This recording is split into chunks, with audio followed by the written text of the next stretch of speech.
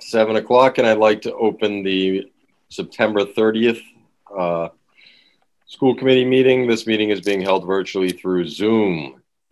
The town of Littleton began conducting remote participation Zoom meetings pursuant to Governor Baker's emergency order suspending certain provisions of the open meeting law on March 19, 2020. Since that time, unanticipated legal concerns relating to the open meeting law have been brought to our attention by the town clerk.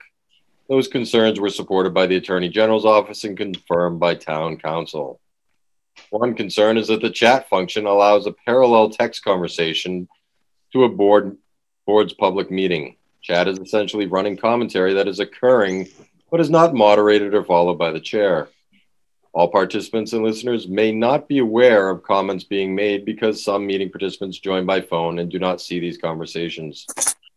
Another concern is conversations between residents within the chat room which are not incorporated into the public record. In response to these concerns, the town will implement the following changes which in no way prohibit any member of the public from participating in discussion and sharing information during a public meeting, and will ensure that all listeners and participants have equal access to this meeting.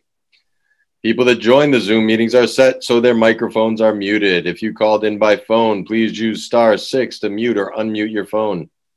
So that the meeting can occur in an orderly fashion, we ask that people who join keep their microphones on mute so background noises do not interfere with the meeting. If you wish to participate in the meeting, please use the raise your hand function available on Zoom, or if you called in by phone, dial *9, which will activate the raise your hand function. The meeting host will notify the chairperson of the raised hands, and the chairperson will determine whether and when to allow public comment. When called upon, participants should unmute, then state their name and address. After speaking, we request the participant return their microphone back to mute. Okay. At this time, I would entertain a motion to accept the minutes from September 9th, 2021 and oath the bills and payroll. I'll make a motion to accept the minutes from the September 9th meeting and oath to bills and payroll. Second. Motion made and seconded. This is a roll call vote. Brad. Brad Austin votes yes. Jen. Jen Gold, yes. Justin. Justin McCarthy, yes. Timlin. Timlin Raskus, yes. I vote yes as well. This brings us to our first opportunity for interested citizens. You see anyone in the audience, Dorothy? No hands. Oh, no hands raised. Thought maybe I was muted. Okay. And then we'll move on to recognition. Student representatives. Hi. I'm here today. So I'll start with Shaker Lane. Shaker Lane would like to thank their PTA for hosting their upcoming book fair next week. And they look forward to bringing back this event at school and welcome families to visit Monday evening from 4 to 6 p.m. and Wednesday afternoon from 12:30 to 3 p.m. And then for Russell Street's in full swing. All the classrooms are fully engaged in academic activities with plenty of social opportunities mixed in. Teachers are utilizing the outdoor spaces for students to work and have snack and lunch. Fifth graders recently selected and picked up their instruments and began their lessons this week. Russell Street students are earning their stripes, and the front bulletin board is filling up with stripes for safety, taking responsibility, respect, integrity, perseverance, and empathy. And there are many positive contributions in the Russell Street community. For the middle school, math testing for all grades will happen on Wednesday, October 6th, and they're putting together their club catalog, which should be ready for kids to choose an after-school activity next week. And then lastly, for the high school, senior college planning night is happening tonight at the high school. The first home football game is tomorrow night at 7 p.m. at Alumni. And the homecoming football game is Friday, October 15th, with the homecoming dance being that Saturday the 16th from 6:30 to 9 p.m. And as well, the high school is now resuming college visits for current seniors. And that's all I have for today. Great. Thanks, Maddie. I'll turn it over to Principal Harrington. Can I ask Maddie a question? I'm sorry. Yes. Hi, Maddie. You mentioned the football team, but I know we have other sports teams as well. Can you tell us about maybe women's soccer or other teams and how they're doing? Yeah, so women's soccer which I'm a part of, is currently undefeated. We are 8-0, which is awesome. And we will not be having our last 2 home games are at Alumni, the October 12th and 14th. So we're doing pretty well. The boys team, not so much, but they're still pulling their weight. And in regards to golf and cross country, I'm not entirely sure, but yeah. Thank you. Thanks, Maddie. All right. So at this point, I will turn it over to Dr. Harrington for the LHS National Merit Scholar Commended Students. Yeah, tonight we're happy to acknowledge a number of students for their fine performance on the PSAT a couple of years ago. They were recognized by the National Merit Scholarship Corporation as commended students.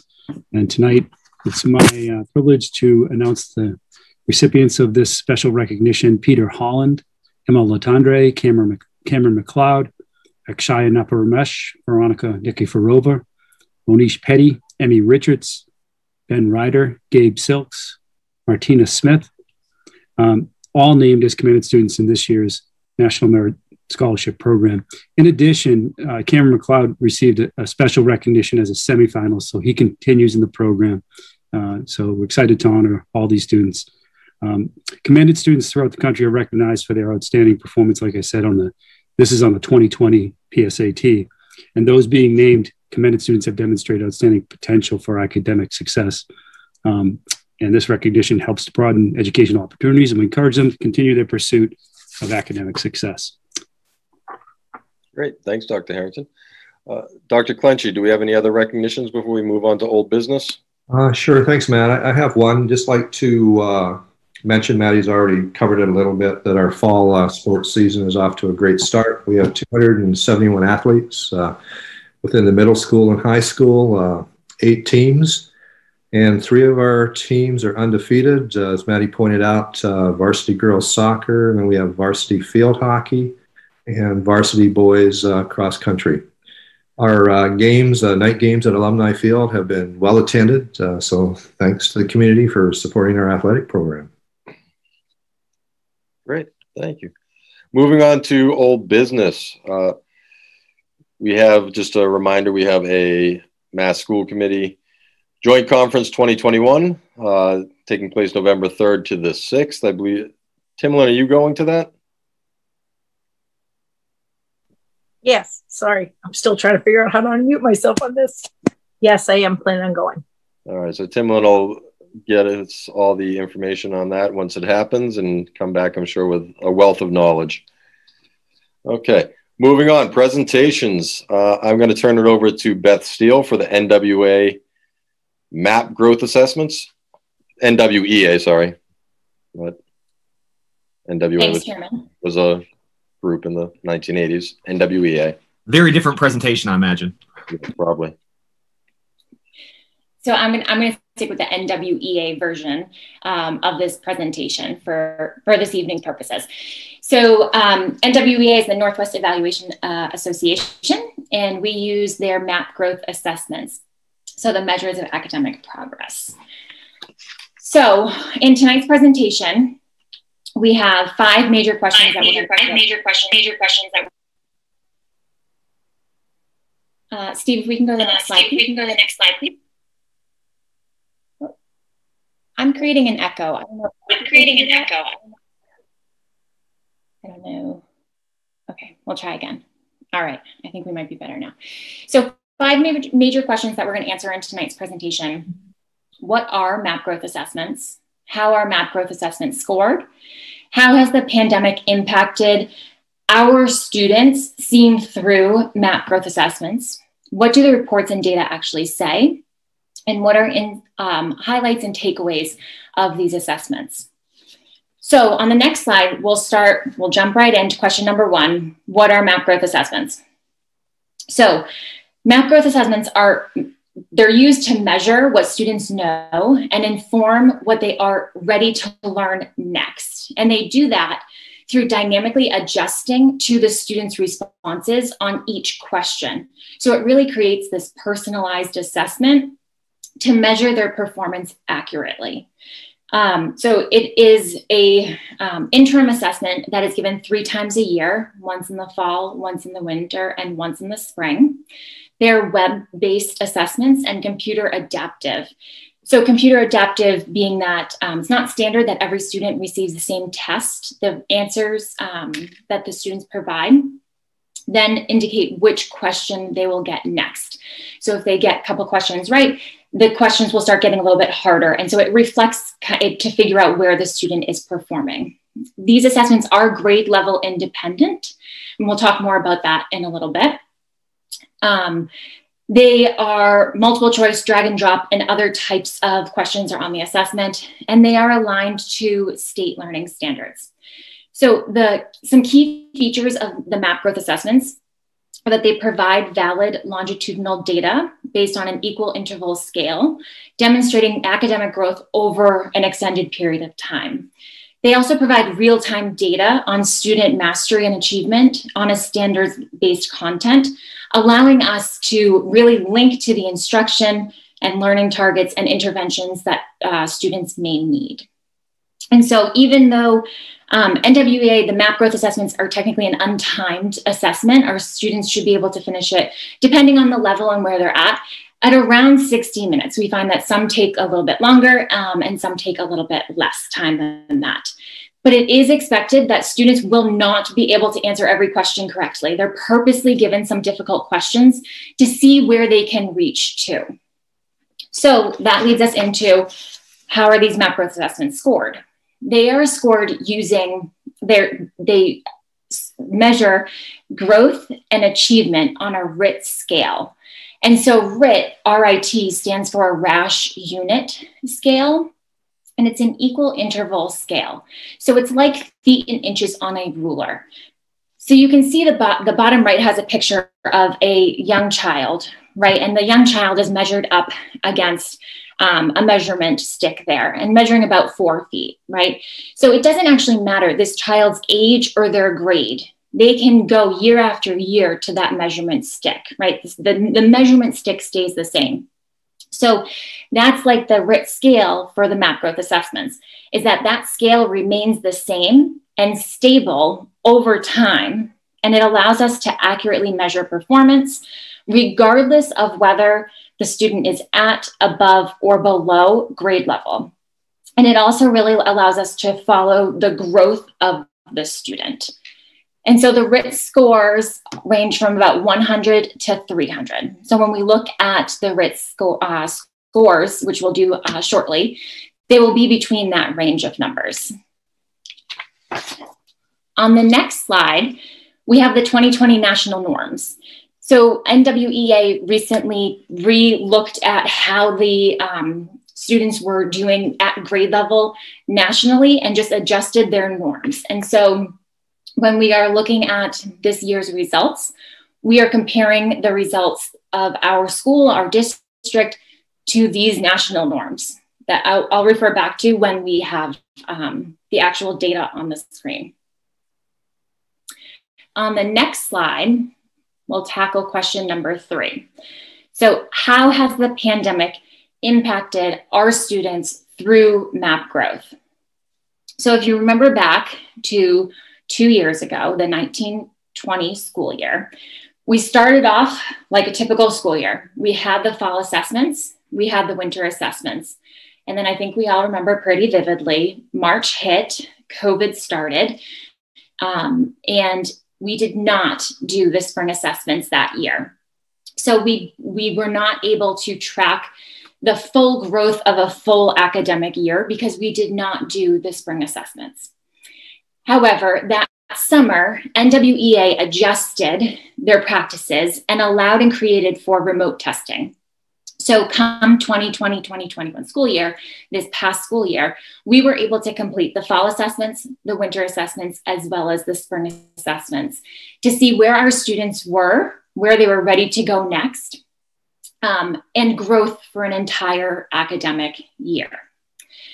So some key findings at a national level from the 2020-2021 school year.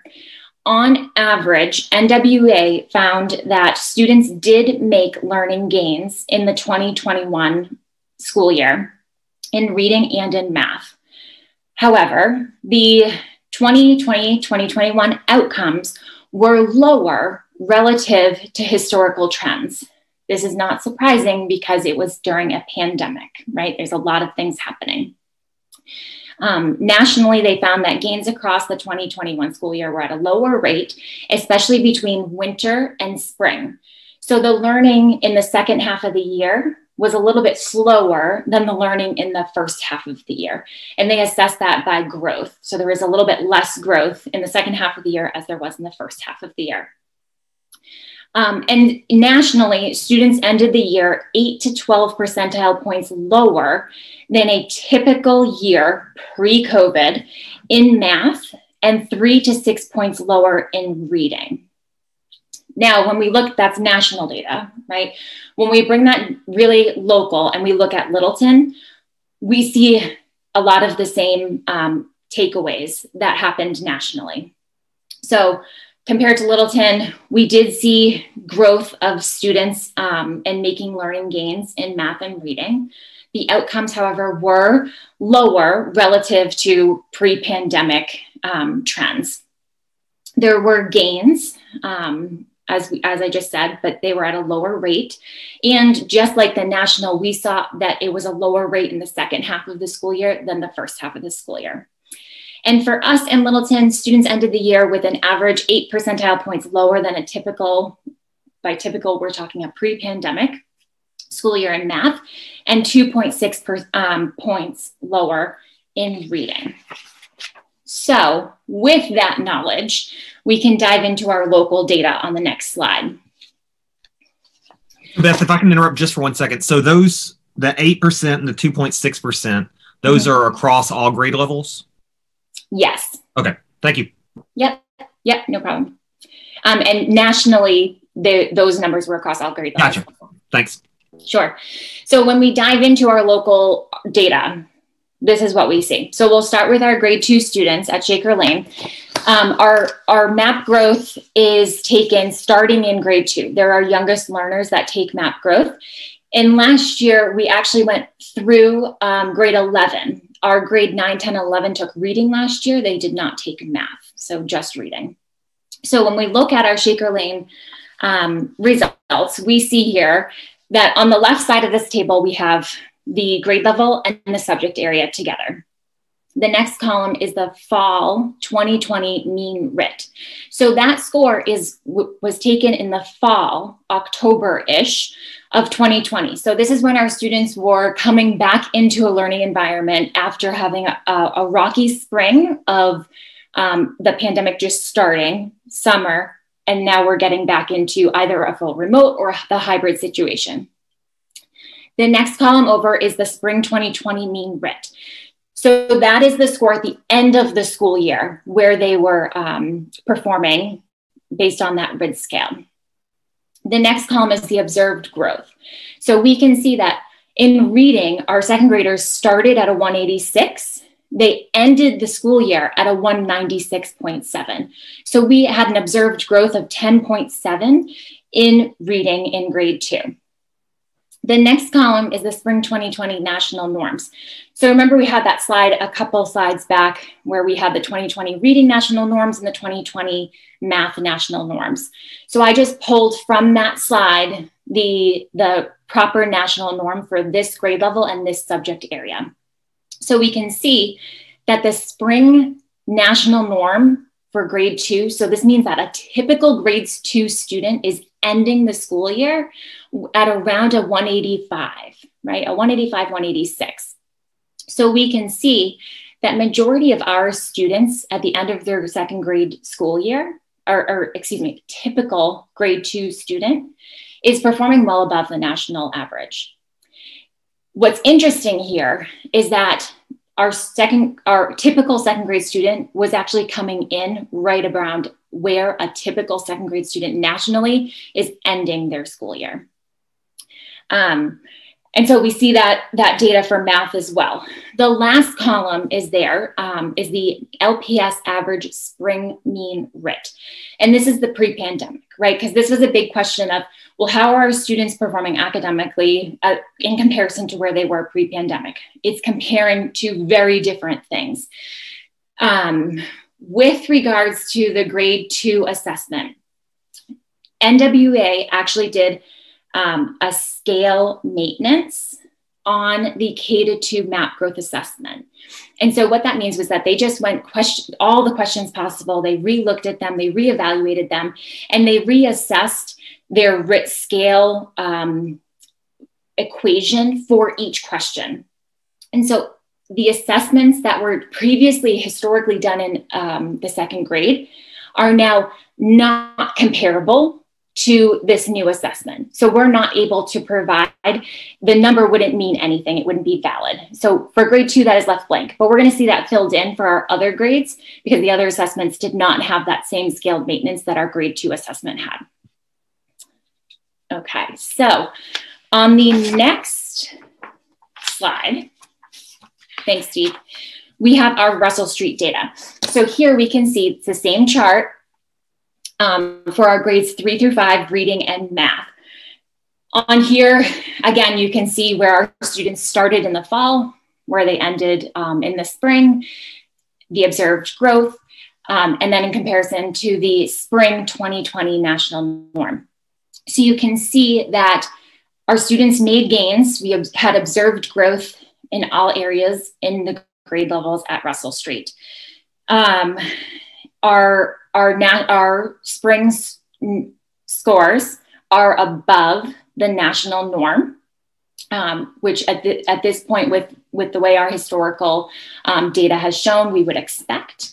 And the LPS average spring mean RIT is now filled in because we're able to figure out what this means in comparison to the past. So in order to achieve or arrive at that number, what we did was we looked pre-pandemic 3 years. So we went back to the 2016-17 school year, 17-18, 18-19 school years. We took the average of those 3 school years. And that's the number that you see on that column there. So you can see that our typical third grader was scoring about a 208 on the map growth spring assessment pre-pandemic. When you look at the spring 2021 mean RIT from this past spring, our students were at a 207.9. So roughly right where the typical third grader reading was assessing. And so that's how you can, just so we're all aware of how to kind of read this table, right? So when we look, our students, we would anticipate there was a lot going on. If they're close, that's fantastic, that's wonderful. None of the grades are so far off that it is utterly concerning, but it's nice to be able to see that pre-pandemic. So Beth, if I can ask a question, I'm sorry, just while we're in the middle of this. So it looks to me like the one you just highlighted, 207.9 compared to 28.3. That's the smallest margin. And the largest would be like a 3.5, but that's still about 1%, 1.2%. Yeah. Okay. Yeah. That's helpful. Thank you. I have a question too. The column that says spring 2020 national norm, does that mean that other places outside of Massachusetts did the MAP tests in the spring of 2020, and this is the average results of those tests in other locations that held the tests then? Great question. So the national norms, what they did was they look at, so it is a nationwide assessment. And what they do every so often, so the last set of national norms come from 2015, actually. Okay. And so every couple of years, they just kind of hit pause and look at, okay, typically our third graders are in this range in the springtime. And so it's not actually any students that took the assessment in the spring of 2020. It just happens to be that they created new norms in 2020. New norms that in 2020. Okay, that makes more sense. Thank you. Yep, exactly. Yeah, thank you that's a great clarifying question. Okay. All right, so next up we have middle school. Same table that we're looking at here. So you can see where our students started at the beginning of the year, where they were at the end of the year, the observed growth. We were still observing growth in our middle school in both reading and math at all grade levels. In comparison to the spring norms, our spring results were all above the national norms. And so you can see that our students were learning, just not learning as quickly as they had in a typical year pre-pandemic. And the next slide has the high school data. And so here, this was the first year that the high school participated in MAP growth. The ELA teachers wanted to see really what data they could glean from these assessments. And so they decided that we would do it in grades 9, 10, and 11 to see where our students at. And so you can see that our students started in the fall and where they ended in the spring. And there's actually, it shows negative growth in these numbers, right? These are numbers. Let's remember that. Even though it shows this negative growth, right, we're still well above the national norm. And the last column can't be filled in because we as a district have never done it in those grade levels, so we don't have that data. So what's really interesting here though, and I think which speaks to that no observed growth, is that our ELA educators found that our students were achieving so high on the assessment that they were actually, and the reason they know this and were able to observe this, is that they were actually getting the same test questions over and over. And so when you're getting the same test questions, because you're hitting that high mark, there's no other test questions to push you further. And so a lot of our students, or many of our students, were saying that the assessment that they took in the winter was the same assessment that they took in the fall. And so this really ideally doesn't happen because it's an adaptive assessment. And so because of where our students were achieving, the test wasn't actually working as an adaptive test. And so because of this information, because of the data that they received, the ELA department we've decided that for moving forward, we're going to keep it in grade 9. We're going to see where it goes in grade 9, but we're going to drop off the grade 10 and grade 11 because it was not providing really enough valid, good data to then direct instruction and target support, which is really one of the major points of why we use MAP growth. Can I ask, just to make sure I understand that, Beth? So I'm thinking about this in terms of like diving or gymnastics and the degree of difficulty. Is what we're saying is that they weren't getting progressively harder questions, so therefore they weren't getting credit for answering progressively harder questions, which kind of put a cap on the score? Or does that make sense? Because I'm not sure I understand what the problem was here. So it may have put a cap on the score.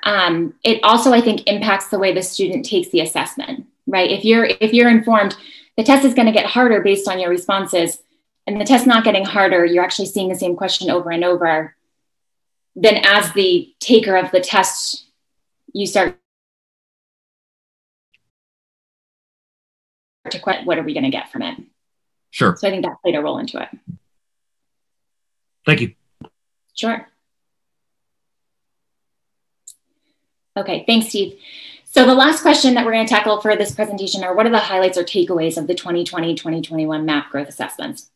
So the purpose of this slide is actually twofold, right? First, to show you the strengths and areas of improvement for each grade level.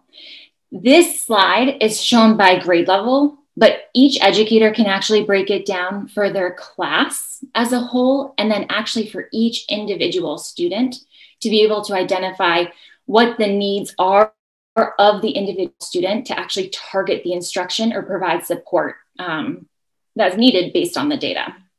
Secondly, it really demonstrates that each grade level has varying strengths and areas of improvement and how that can change from year to year. So the assessment is helpful in order for the educator to know, oh, okay, my class this year I see needs more support in this area, which may have been different than the grade level before them. So Another thing that I think is just really important to remember is that, like other assessments, right, MAP growth is a snapshot in time. And for us, it's used in grades 2 through 8 and moving forward 2 through 9. So when you look at this slide, you can see, some strengths in reading for some of our grade levels were vocabulary use functions and vocabulary acquisition, whereas those were actually areas of potentially areas where other grade levels needed to work on.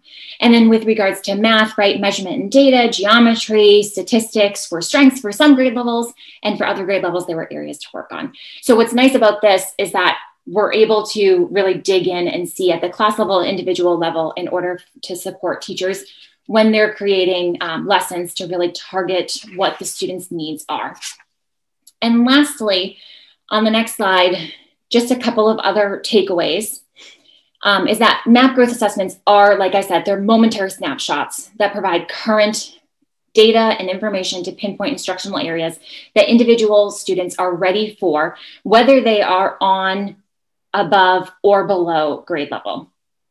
Last year's MAP data shows that our students did make learning gains.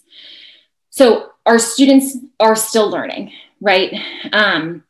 But it might be at a slower pace than we have observed in previous years. But that's because we were last year and still are currently in a pandemic, right? And so there are so many needs that need to be satisfied in order for our students to actually access the academics. And so there's a lot happening that could be barriers or interrupters to our students gaining that academic access. But that does not mean that they're not trying really hard as our educators. Also, because of the pandemic, right, our students, our families, our educators are going through other ongoing stresses. And so that's playing a factor into all of this. The data, I think, shows that we're meeting the students where they're at, right? We're able to target exactly where they're at, what they're ready to learn next, and what they might need support in. Each grade or individual student will have varying areas and levels of strengths and improvements. We're able to pinpoint these and really work with students with what they actually need. And then lastly, our students and educators have worked really hard since the start of the pandemic to ensure that everyone has access to make educational progress and the supports to actually do that. And so while our scores overall were lower than what we have seen pre-pandemic, they will go back to where they were before. We will be able to raise those scores again. But it's going to take time. We need to acknowledge that it's not going to be immediate. We're still in the pandemic, right? There are still these outside stressors that are being put on individuals and the system. And so it's not going to be this immediate, this year, we're going to see scores, go right back to where pre-pandemic scores were. It's going to take some years to get back to that level. NWEA actually has reported out that they believe it's going to take 2 to 3 years to get back to that level. So I would anticipate, since we have seen similar results to the national, that we're going to take at least 2 to 3 years for our scores to potentially get back to where we were used to seeing them pre-pandemic. The next slide in the presentation has a link to more information. So you're welcome to click on that at some point if you're looking for more information or to dive into MAP growth assessments a little bit more. So thank you for listening to the presentation. Hopefully it was helpful and provided you some information. Thanks, Beth. Do any board members have any questions? I see Brad with a raised hand. I do. Beth, thank you so much for that presentation. I think I understand the RIT scale much better than I did before, and that was really helpful throughout the whole thing. I guess I have kind of 3 thoughts. The first is I'm generally fairly skeptical about what standardized tests alone can tell us. And so I just want to put a caveat for there. This is one data point. And we don't want to read too much into those. But the other, I guess, points relate to that is that the first is I just appreciate all the work that students and the staff did to see that we did have significant learning growth over the last year, considering what last year was like. That's noteworthy, and I'm glad you pointed it out. The third is we hear a lot about learning loss. That's what's in a lot of headlines these days. And frankly, if you'd given me the offer last year when we're starting all of this, that our scores would go up measurably, and in almost all categories, the largest kind of gap between previous performance and what students would perform last year would be 0.5 to 1.5%. I would have taken that deal. I'm skeptical again of what standardized tests, what all they can tell us, but I think there's some good news in here, but also some ways to allow us to be really focused as we move forward. So thank you for the presentation. Thanks, Brad. I think that's a good way to look at it, right? Where you can be cautiously optimistic. This is really great information, but it is one data point. It is one point in time. And just Justin, I see your hand up, but I'll just say that just the idea, and frankly, I'm sure we'd all like to learn more about how we're using this information to target individual students and kind of class growth. That's going to interest all of us, and especially families. So that might, if maybe not tonight, at some point, that would be useful to know. Justin? Yep. Thanks very much, Beth. I was poring over the data as you were presenting and you were making it all make sense. So my takeaways, it looks like, and I'm just wondering if maybe you can comment whether or not this is true to the Commonwealth or the nation or local communities. It looks like maybe there's just more to it in the math category, that we're able to sort of grow faster on that ruler than we are in the reading category, because incremental growth sort of in that math subject seems to be more apparent than in reading. And at some point, it's like when you get to 7th or 8th grade, you sort of stop growing. When I was looking at the national numbers and our own town numbers, and that kind of made sense. I'm not as concerned about those negative numbers. Like you said, it's just data. And it's actually not all that uncommon that you sort of maybe top out, because it's a national test. Yeah. So the other takeaway, and I can confirm by looking at the numbers, is that our students essentially enter the tests about a whole grade level ahead. So hats off to staff, those in the trenches every day, and the administration. So great work there. I just wanted to make note of that. I did have a question about the national norm. It looks like they're providing a standard deviation. And I was wondering if we get standard deviation for our own school district. We do? Yeah, we do get standard deviation for our district. I did not include that data point. It started to be a lot of numbers on. I need more numbers. I can get them for you, Justin. So then my other question was, do we actually get individual scores, or do we just get grade level district scores? Like, are we able to look at maybe those students that, I mean, let's face it, when you go to school, sort of like it kind of levels the playing field. Everyone's in the same classroom. If you need help, we're able to give you help. But when you were at home 3 days a week last year, it may have been inequitable for some students. And I'm just wondering if maybe some of those kids got left behind that were outside of the standard deviation. And maybe we're going to touch on that later with the MTSS funds. But I'm wondering if we can if we were able to use this exam to sort of identify what students might not have had as great of a year as, one standard deviation of our students. Yeah, so we see that data. We see it down to the individual student level. Okay. So we, the classroom teachers have that information, the building administrators, the specialists, the interventionists, we have that information. We look at that information, and actually that's how part of this data is used, right? And so looking at, okay, these students did fall below the standard deviation. So we're looking that they're probably going to need some real either targeted or intensive support to kind of bring them into that fair playing field, or the equal typical playing field of that grade level. And so that is actually built into the MTSS system that we'll be speaking about shortly. But we do have that data, and we get nitty gritty with it to that level in order to identify how supports like interventionists and specialists who they work with on a daily basis. Okay, I'm really pleased to hear that. Thank you. Sure.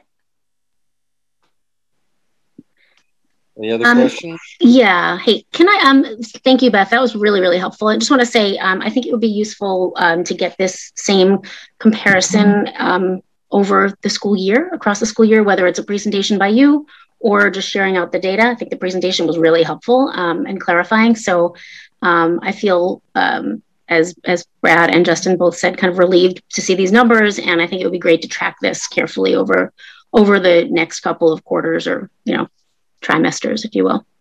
Mm-hmm.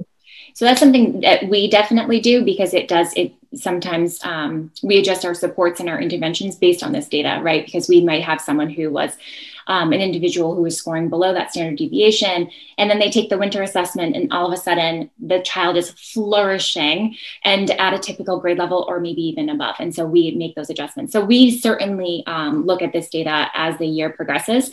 It's just tricky to know growth until the entire cycle is done, which is one full school year. But we can certainly keep everyone abreast of it. Great, thank you. Sure. Okay. Thanks, Beth. I appreciate the update. If no one else has any more questions, we'll let you go right into the MTSS. All right. I'll just keep on going.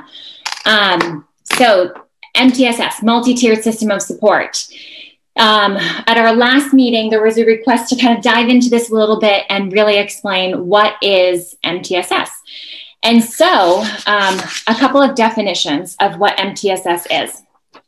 According to the Massachusetts Department of Elementary and Secondary Education, it is a framework for how school districts can build the necessary systems to ensure that each and every student receives high quality education experience.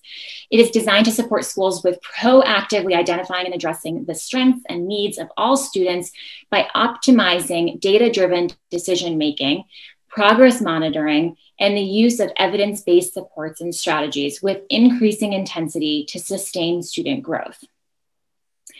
Continuing on the next slide, we have another definition that's a little less wordy, but it comes from the Every Student Succeeds Act of 2015. And so there, the definition is that MTSS is a multi-tiered system of support. It's a comprehensive continuum of evidence-based systemic practices to support a rapid response to students' needs with regular observation to facilitate data-based instructional decision-making.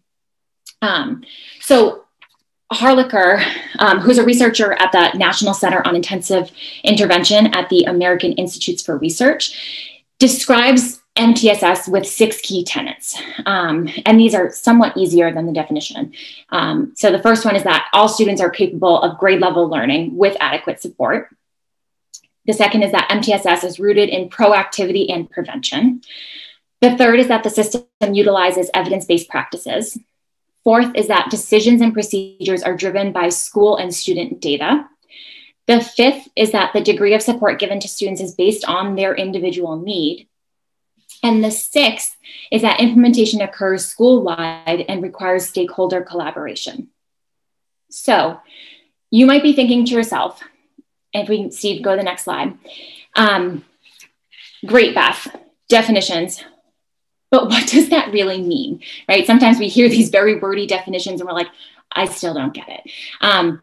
And so to break it down in its most basic sense, an MTSS allows for students, all students and educators, to be effective and successful academically, behaviorally, and social emotionally. It also allows schools to prepare all students to be college, career, and/or future ready while eliminating barriers in a system that prevent all students from being really successful. And so barriers can be academic, they can be behavioral, they can be social and emotional. MTSS also, it's proactive to address those barriers that may prevent students from being able to learn. And MTSS really supports moving away from a one-size-fits-all approach to approach that is based on the principles of UDL, which is yet again, more letters, right? It's universal design for learning. And UDL, or Universal Design for Learning, includes identifying and eliminating those barriers that may get in the way from an individual student from learning and being successful. So in Massachusetts, we actually have this visual, and I think that actually going over this visual really helps us understand what is MTSS, because there's a lot to it, right? Those definitions were really convoluted. There were so many pieces to those definitions, and you can see even in this visual, there's a lot of pieces to this visual, and MTSS are all of these pieces tied in together to form this one system that really the goal is to support all students to be successful. So the next slide is where we're going to pull apart this visual to see really all the pieces of MTSS and how they play together. So we'll start, and the way it works is that we'll work outside in, right? So we'll look at the red colored pencils first. Those red colored pencils point to the foundational framework and focus of an MTSS system. So the first one, the top you can see, it points to Universal Design for Learning, which is the UDL, right? So it's a framework that reduces the barriers in instruction and proactively provides accommodations and supports that allow for high expectations for all students. The bottom red colored pencil here points to the other foundational framework and focus, which is equitable access. And that is that all students have equitable access to high quality, universally designed academic, behavioral, and social emotional curriculum and instruction that integrates culturally sustaining pedagogy and in linguistically responsive ways. So really, we're proactively, in this system, we're proactively working towards equity for all. The next piece, still, we're still on our outside, we're gonna be working our way in, are the purple colored pencils. And they point to our system drivers, and there are 3 of them. So we'll start on the top left, where we see that first system driver, and it's the competency drivers. And so these system drivers in general, before I jump into the competency driver, these are the conditions and the systems that are necessary in order to support an MTSS system. So the competency drivers really revolve around building educator capacity to affect positive student outcomes through thoughtful staffing models, high quality PD, research-based coaching strategies, and effective aligned systems for feedback and evaluation. The next one is the implementation driver, and that's on the bottom that we see there. And so this is where the organizational systems that leaders create in order for tiered instruction and interventions to take place. So it's providing for that tiered curriculum of evidence, tiered continuum of evidence-based practices, implementation fidelity, having measures and processes to monitor the implementation. And then the last system driver, which is on that right side, is the leadership drivers. And this is where leaders who address both the adaptive and the technical issues that can come with implementation, right? So adaptive issue being like consensus building and identifying, removing barriers that would interfere with the implementation process. Technical issue would be actually finding the time for educators to come together and really look at the data, like map growth data, to be able to see who needs the support, who needs what level of intervention. And so then from there, we can go, we're going to go a little bit in now and look at the green colored pencils. And so the green colored pencils point to our tiered support. And so as you can see, there are 3 levels of this tiered support, right? It's important to know that the tiers are not locations or destinations. nor are they linear, right? Sometimes in our brain, we think, oh, you just go up if you need more help, and you go straight back down, right? It's up or down. It may not necessarily be straight up, straight down. It can be a fluid type of movement between these tiers. It's also really important to note that students are not tiered. The system is tiered. And that's really important to remember, right? So it's the system that is tiered. And that's important because a student who may be, receiving a little bit of targeted support in one area may be in the universal support for all other areas. So the student is receiving tier 2 support. It's not a tier 2 student. And that can change, just like we talked about with MAP growth, right? If the student receives some targeted support, is seeing success, then that will, the support may peel away and the student will be successful with the tier 1. So breaking down those tiers a little bit, right? So you see tier 1 is actually at the bottom. It's the largest area. And that's the universal support. So these are the supports that are available to all students through a general education program.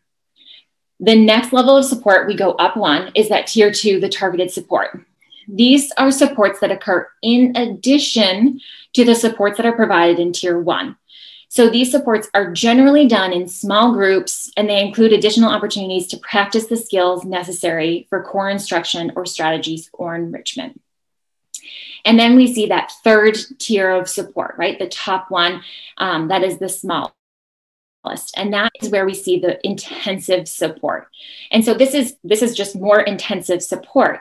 And often these supports are very explicit.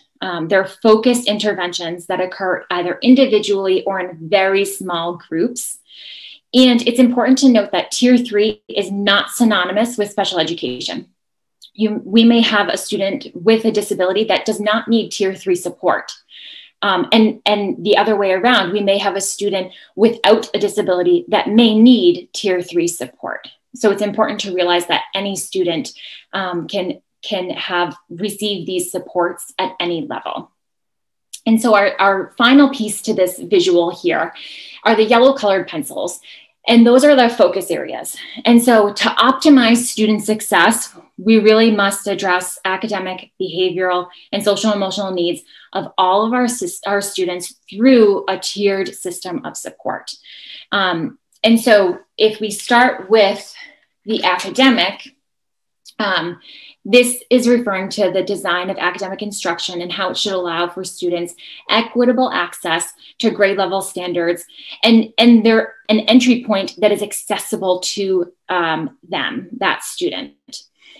And so then the other focus area is behavior, right? And so like academics, behavior is learned. And so in MTSS, behavior skills are explicitly taught, modeled, and positively reinforced. And students are given ample opportunities to receive feedback and opportunities for practice of how to behave or how there might be a different choice for a different behavior given the situation. And our third focus area is the social emotional. And so this is the process through which students acquire and effectively apply the knowledge, attitudes, and skills necessary to understand and manage emotions, to set and achieve positive goals, to feel and show empathy for others, and to establish and maintain positive relationships, as well as to make responsible decisions. So it's those social emotional capabilities and capacities. So on the next slide. Well, Beth, can I ask you a question about that? Because it seems to me, just while we have this graphic up, it seems to me that like our families should be able to expect like the systems and structures are in place. Like they shouldn't be asking a lot of questions about that. But when your teams are working with families, is the tier vocabulary the important vocabulary? Like if they're talking about like, and help me understand, I'm sorry, what this means in real life. So are there a set of tier 2 level interventions? Is there like a toolkit for each tier, or is it even more fluid than that? So yes and no. It's definitely fluid. It's definitely very fluid, right? Because it's so individualized, and that's the point of MTSS, right? Is to be really individualized to see what each individual student needs. So while there are generalizations about support that is and can be provided at each tier, sometimes it's going to be so specific that it is just for an individual child. But so for example, like a general one that our families might know about would be Title I, right? Title I services, which is a federal grant. It's a federally funded program that we have. And that is really like a tier 2 support, right? So it's in addition to the tier 1, it's students that need just a little bit of extra targeted support. It's small group. And so there's some general language like that is shared and used commonly across the board with staff, but also with families. Okay, thank you. And it was also helpful when you said the tiers apply to the strategies, not to the students. So we don't think of students as being a tier 1, tier 2. That's helpful. Thank you. Yeah, absolutely. And I think that's a really good point for us as educators to remember.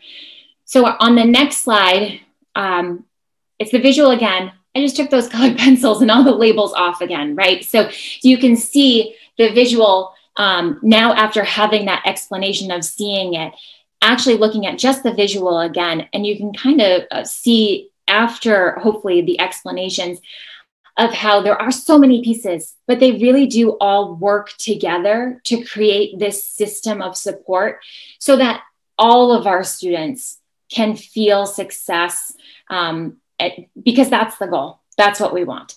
And so that is the multi-tiered system of support, which is why we will be using it. We will be contracting, right, to have some support to make sure that we have all of our systems, they're in place, but really to booster them up a little bit more than what we currently have.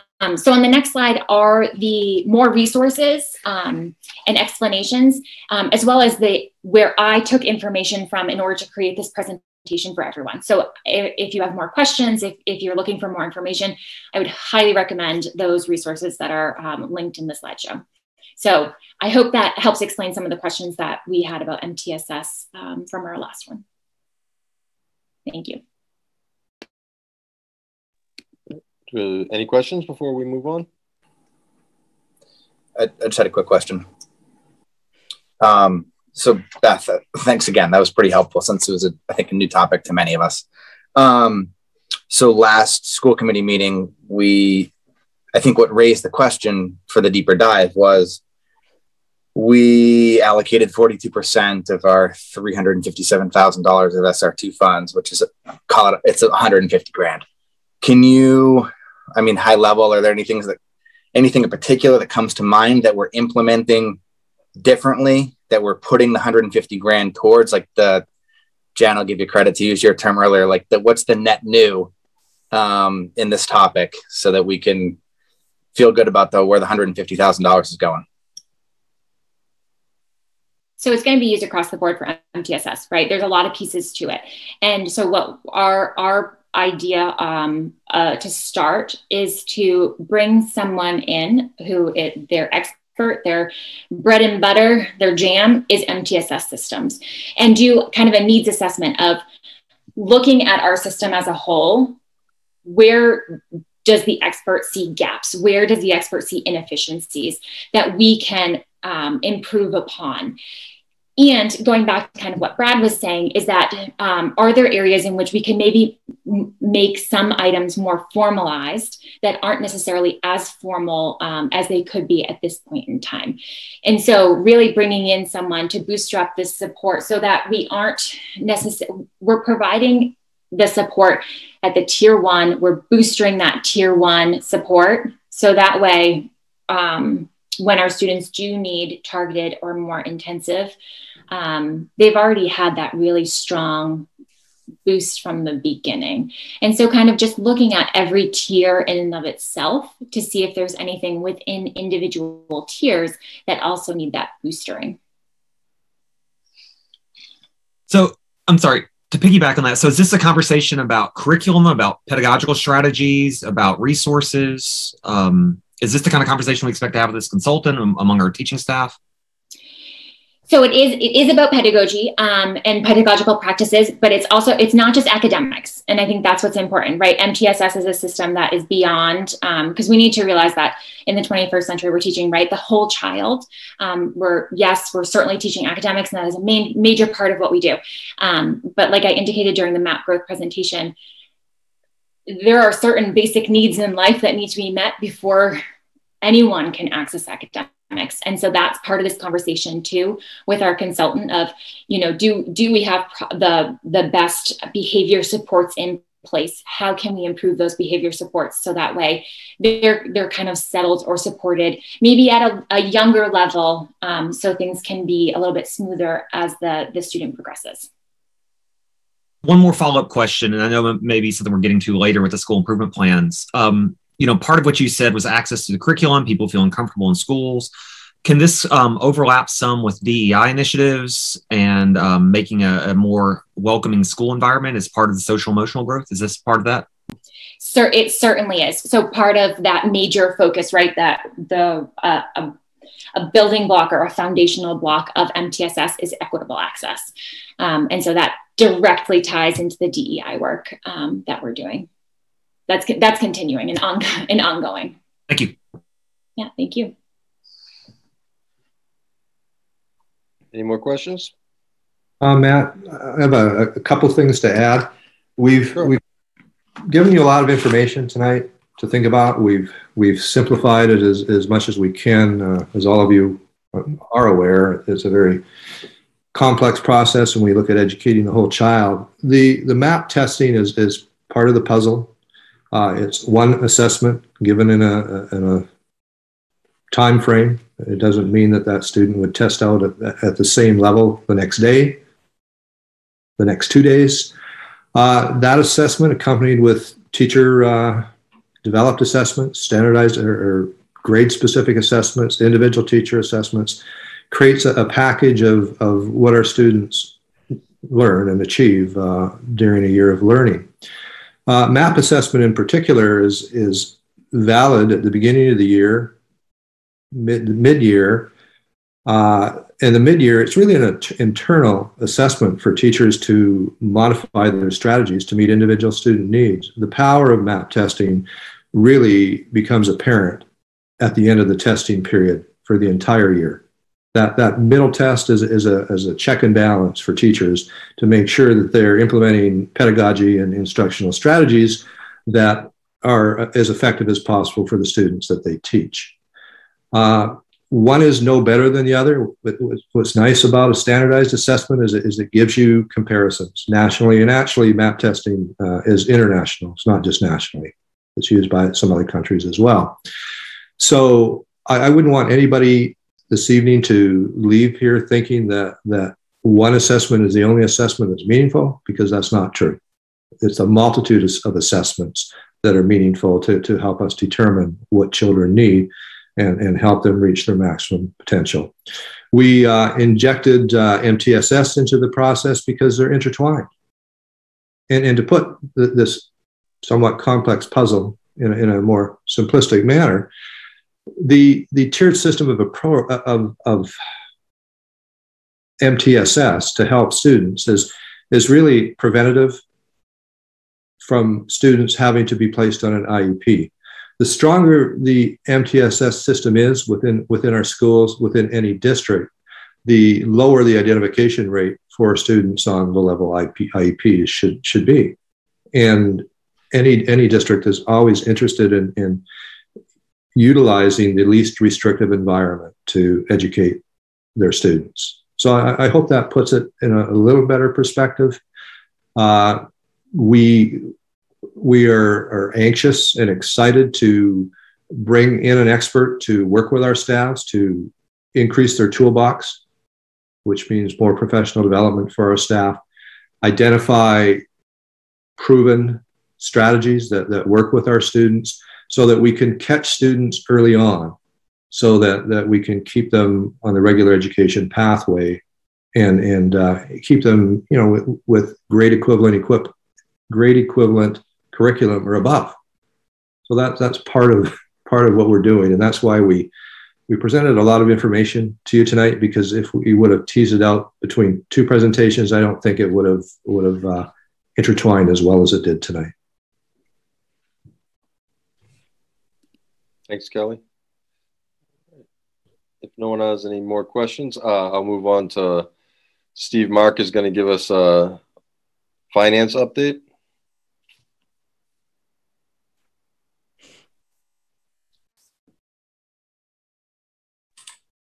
Forgot to unmute. Sorry about that.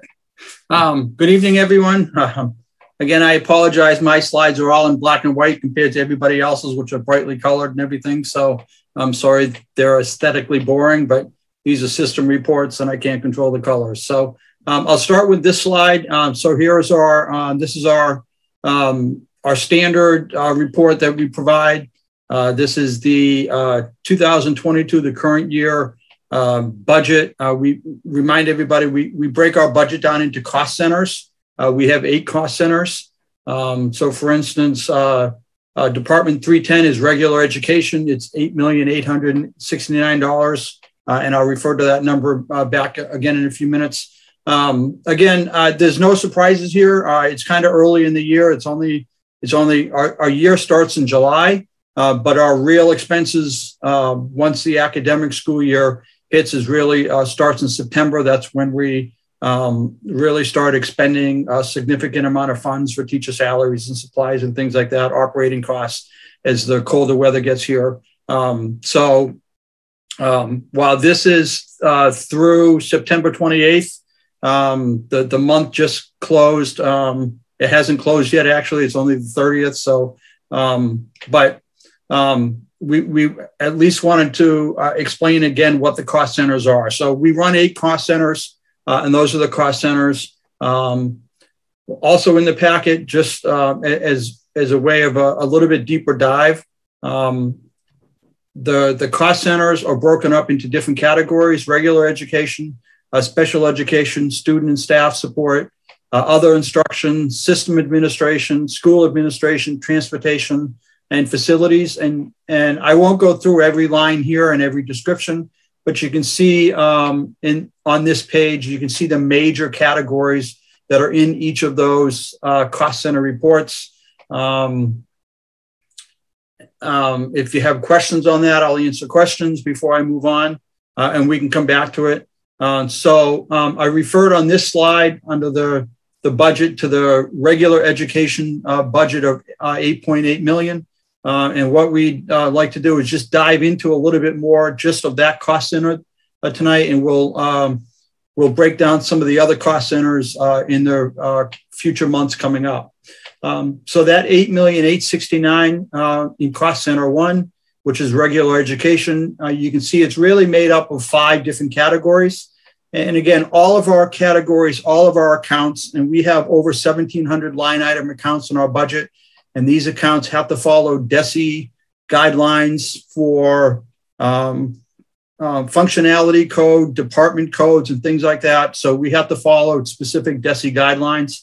And that's why we have so many accounts.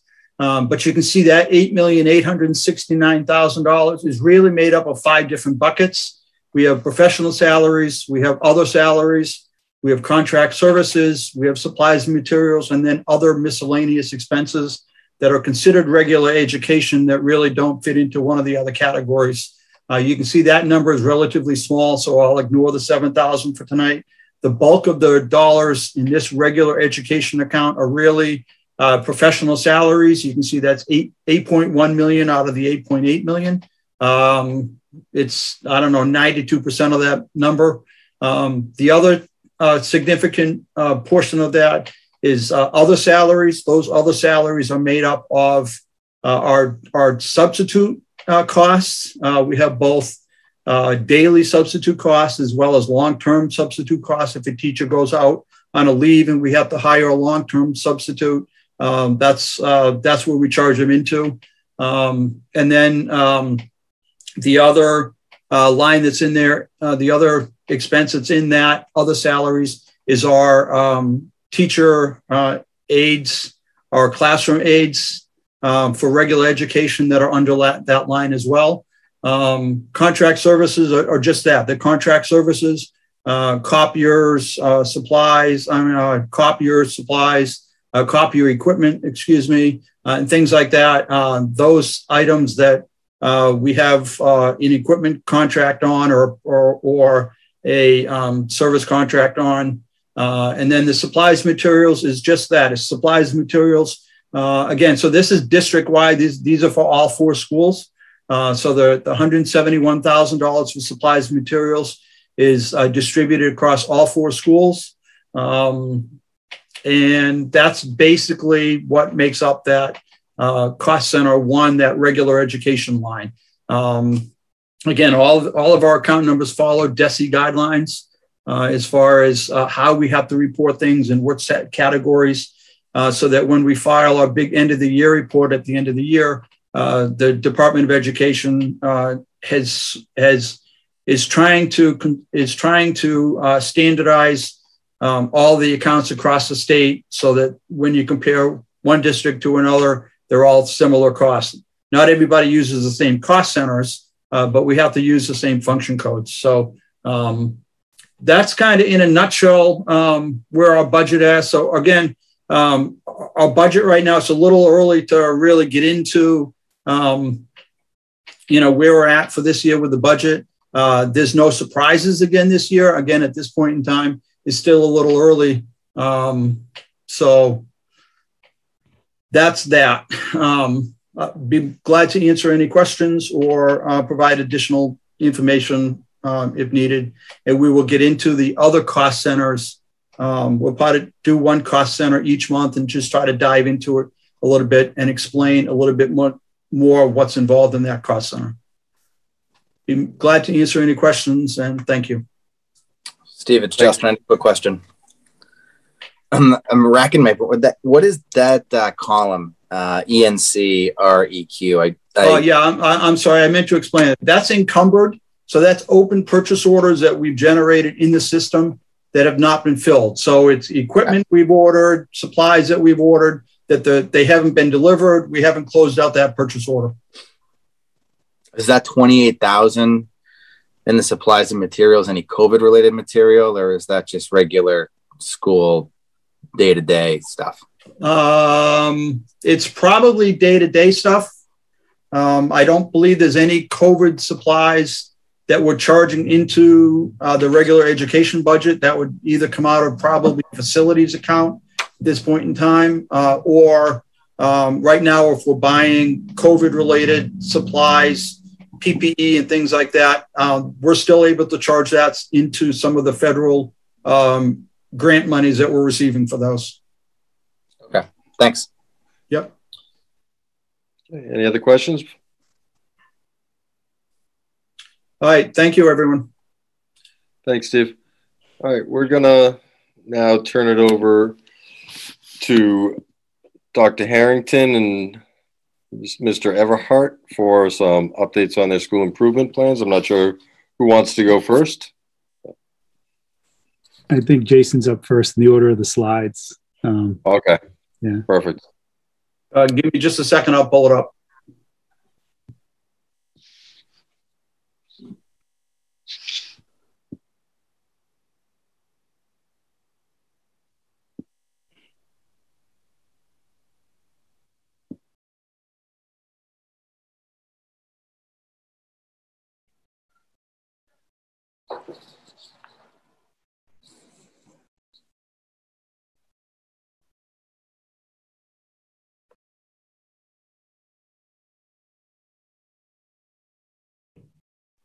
Sorry about that. No problem. Thank you, Steve. So this is just a first draft. We have our first school committee meeting next week, and so working with volunteer parents and staff members, we'll look to refine this over the course of the year and really set us on a very specific path. But the first thing that I want to do is talk about 2 measures that are definitely going to be a part of what we're doing at the middle school and part of long-term goals. And the first one is advisory. One of the things that we did in the late spring and early summer is we spent a lot of time reflecting on what COVID taught us as administrators in terms of areas that we were really strong, areas that we needed to improve, where we had not enough resources allocated, where we had too many, and then trying to sort of prognosticate what we thought September was going to look like. And, knowing that there was going to be some lag in terms of content, I'm confident in our teachers, students, and families to make that gap. But one of the things that we were really concerned about was where kids' social emotional health was going to be coming back into the building.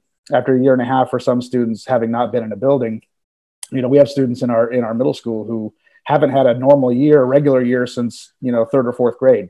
So one of the things that we wanted to look at was how are we going to address this head on early on? And so one of the things that we decided to do was bring back an advisory program that we used to have, but we wanted to sort of redesign it and relaunch it. Doing it 2 days a week for 15 minutes each of those times. And what it really is, it's an opportunity for students and staff to get together and connect, not over academics, not over anything school related, but rather just to get to know you. One of the things that happened early in my career, I remember a student saying at one point in time that there are some days that this student would go to school and no one would talk to him. That nobody would say hi, nobody would say anything. And that included other classmates, that included staff. And that broke my heart. And so as we move forward with this, I want our building to be a place where every single student in that building has at least one adult and one student that they can connect with and really get to know, who gets to understand who they are, what they're about, and what they're going through. And so advisory is a really great opportunity for us to begin that work. It's low risk, it's high reward, it's opportunities for us just to say, you know what, we're going to take the time to get to know each other on a human level and use that as the foundation for investment and engagement in each other as well as the academics. And so we do it 2 days a week. It's really just basically small group discussion, games, activities, quick videos, but just the idea is to build trust between students and staff, students and students, and begin to build that trust so that we can get back to a place where we are working together with each other and for each other. And when you see an advisory program work really, really well, it's one of the great things that happens in a school building, because it really does bring a sense of camaraderie to our students that they might not get otherwise. And so it's really important for us to do this right. And so we wanted to launch it as soon as we could. So it was like the second week of school. I asked teachers to complete an anonymous survey the other day, and easily 75% of those that responded said that their experience on a scale of 1 to 10 is a 7 or higher. We have a lot of staff who have really started to enjoy this process. And we'll certainly take that data from students as well. So we're really pleased with the launch of the advisory. Where the school improvement plan part of this will be is, as the year goes on, taking that data from students, taking that data from families, looking at how do we refine, adjust, and tweak this so that as we move forward, we end up with something that is really valuable and unique to the students of Littleton Middle School. All right, next slide. One of the other things that we implemented this year based on our experience with COVID was to establish a student support team. And, a lot of schools have these, but we wanted ours to be a little bit different. So we had actually had our first meeting of our SST today. And what we want to do, and this kind of ties back into what Bastille was talking about earlier, is we want a program at Littleton Middle School where we are proactive and we are urgent in providing students the support that they need to be able to be successful academically, socially, behaviorally. And so what we don't want to do is just recommend students go into this program or that program and, hey, see you in June, good luck, hope it all goes well. What we want is something that is going to be data-driven, something that's going to be based on the opinions of not only the educators in the classroom, but also those people in our building who are experts in their field when it comes to behavior or psychology or any of those things. We sit down and we look at all the data, we look at the past, we look at where the student is going, and then make those recommendations based on that.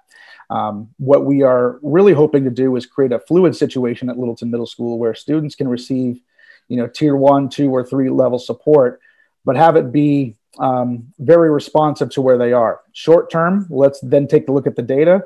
Is it working? Great. If we need to keep doing it, we will.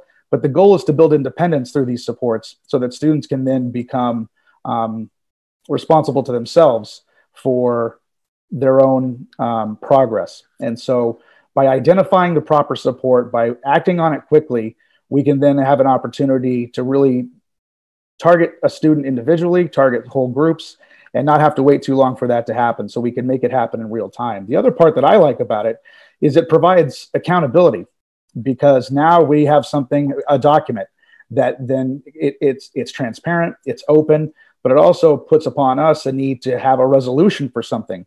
We don't want kids to slip through the cracks and then find out weeks or months later, oh, you know what, we never got around to that. This provides a level of accountability for administration and for educators to make sure that we are acting upon the goals that we set out for. All right, next slide. So the rest of this is things that we hope to get to, and this is where we'll work with our school council.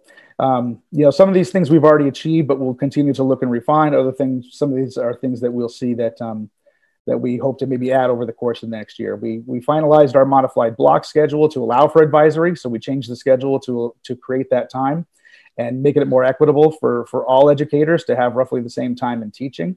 One of the things that we implemented last year was doing map testing all on the same day with all 3 grades. We really found that reduced the loss of instructional time. Instead of having it spread out over several days over the course of a couple of weeks, do it all in the same day. Now that we have the Chromebooks, we can make that happen, and it's been very effective. Continued emphasis on project-based learning and curriculum reviews, as well as a real push to increase the level of investment and engagement through relationships and really working with our students and our staff to get them to recognize that school is more than just content. It's really about person-to-person interpersonal skills and developing those skills as they get older. Next slide, please. So again, professional development. Some of this is continuing from last year, a continued focus on race and equity, social emotional learning, and then through our advisory program, continuing to train our educators so that we don't just hand them a packet and say, here's what we want you to do, and then not follow up with that. We want to support our educators through further training and discourse so that advisory becomes something that's part of what we do and part of who we are, not just something that we're just kind of going through the motions on. All right, next slide. There. One of the things that we did last year that was really popular were town hall meetings at the start of the year. Something I'd like to consider bringing back is having that opportunity just periodically throughout the year, just kind of a state of LMS and where we are, so that families can get a sense of what's going on in the buildings and how things are operating. I don't drink coffee. I'm a Diet Coke guy, but I might have to work on that so we can have maybe some morning meetings with families. And so invite families into the building so that we can sit and talk. Two-way communication is something that I find needs to be first and foremost when it comes to working with families. Too many times it's us disseminating information out to families, but really that needs to be a two-way street where we're bringing families into the building so that LMS becomes a hub for the community where people feel like they can come in and out and share this information. And so those are some of the things that we want to continue to do. All right, next slide, please. All right. And then again, the advisory program, as you can see how woven it is through this through the school improvement plan. That's how we want it woven through our day.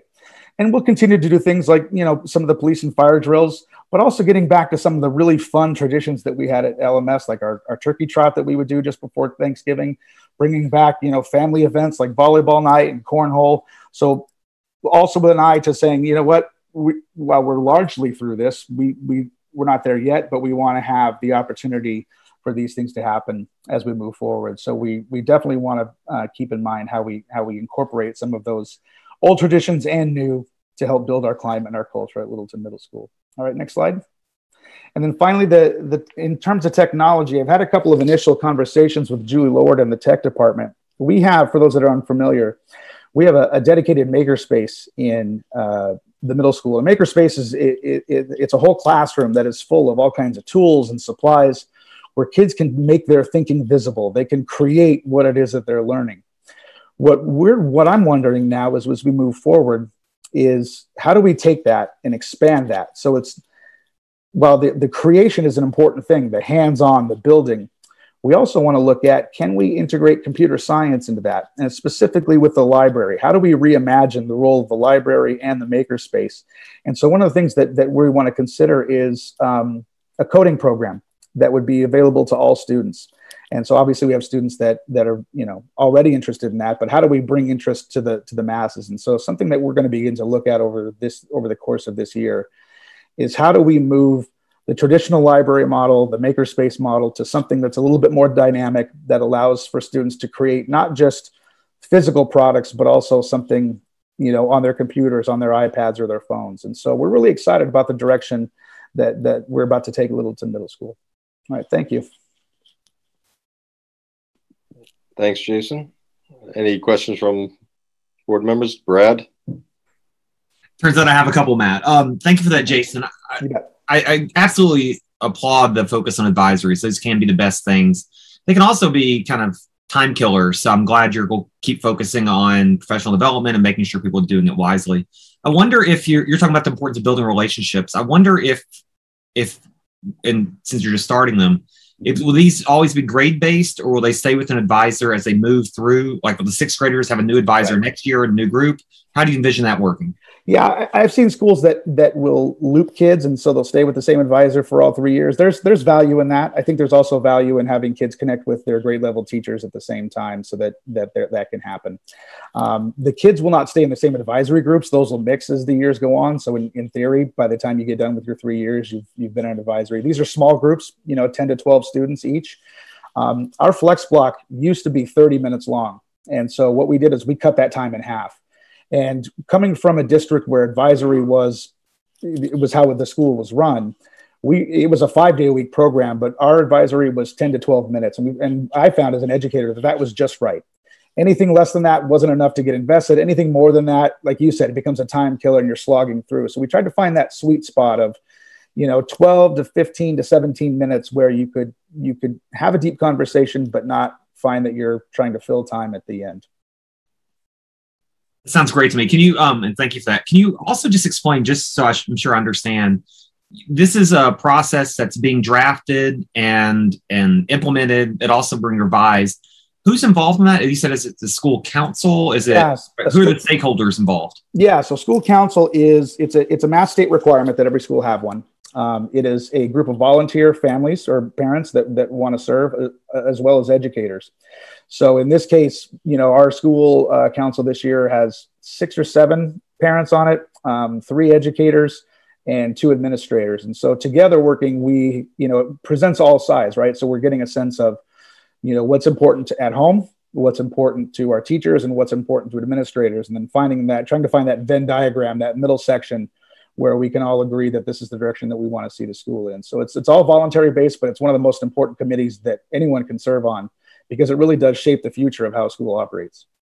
I appreciate that. The one thing I would add is, just as a CPAC rep, is that I hope that we have families with kind of special ed interest involved. And if not, maybe that's something CPAC can help find someone for you if you're interested. Thank you. All right, thank you.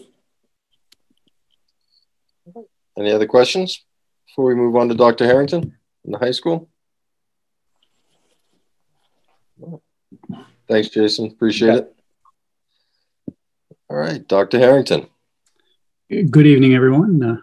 I think, Steve, thank you, Steve, for bringing that up. We're going to take a slightly different approach with our school improvement plan presentation, with more of a spotlight highlighting really 2 big initiatives for the high school this year. Last June, we had given a presentation about our SIP accomplishments.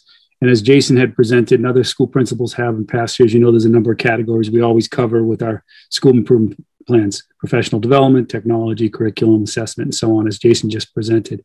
Rather than do that tonight, I wanted to spotlight 2 particular areas, and also acknowledge that our school council will be getting underway next month, or tomorrow, starting. It's a new month tomorrow, but this coming October, we'll be getting our school council together. We meet monthly. Jason kind of described it already. It's a mixture of parents, and we also have student representatives on it today. I confirmed them today during Flex Block, so that was nice to get the student representation. To begin with, I want to highlight the vision of a graduate, sometimes referred to as a portrait of a graduate. All high schools, as part of their reaccreditation process with New England Association of Schools and Colleges, have to reflect upon their mission, values, and core beliefs and expectations of learning. And we'll be doing that throughout the upcoming year. And I just wanted to give you a sense of what's ahead for us as a high school, since it's a large undertaking, but it goes at the heart of what we do. It's at the center of what we do each and every day, to sort of reflect upon our core mission values. And this is something we did about 8 or 9 years ago when we went through in preparation for our previous reaccreditation of the high school, and we're going to get them started now. It's a part of the decennial review that happens with NEASC. A key question for us to ask, and we'll be involving the school committee, the school council, parents, students, all kinds of stakeholders in pursuing this question, and really asking what skills, knowledge, dispositions do we hope a Littleton Public School student, or in this case, a Littleton High School student, has upon graduation. We can look at it more systemically. I think we will try to do that. But as an outcome from graduation, what should students know and be able to do when they graduate? And that's at the heart of it. There'll be a fair amount of surveys coming out about this and focus groups as well, and I'll get into that. We have formed a team that met last November through a virtual training with NEASC, and to go over the process of how to pursue this vision. So it's comprehensive, it's inclusive, and it gets done with a clear timeline. This fall, the team will develop a timeline and begin guiding the process for developing a vision of a graduate. Our next workshop with NEASC is in November, part 2. Next slide, please. I just wanted to show you our current mission statement and our list of values there. We have the district core values. The high school as part of its reaccreditation process and review also added 2 additional values of perseverance and teamwork. And we speak to them all the time, especially when it comes to intervention meetings or trying to get together or on collaborating on a project together as a faculty. I speak to teamwork at student meetings, class meetings. Throughout the year. It's something we really prize, and we think it's a real important part of our success. But you can just take a minute just to take a look at that. It may not change all that dramatically. There's no need for us to necessarily do major surgery, since we did such an intensive effort about 8 or 9 years ago. But there's always ways. We have an ethic of continuous improvement.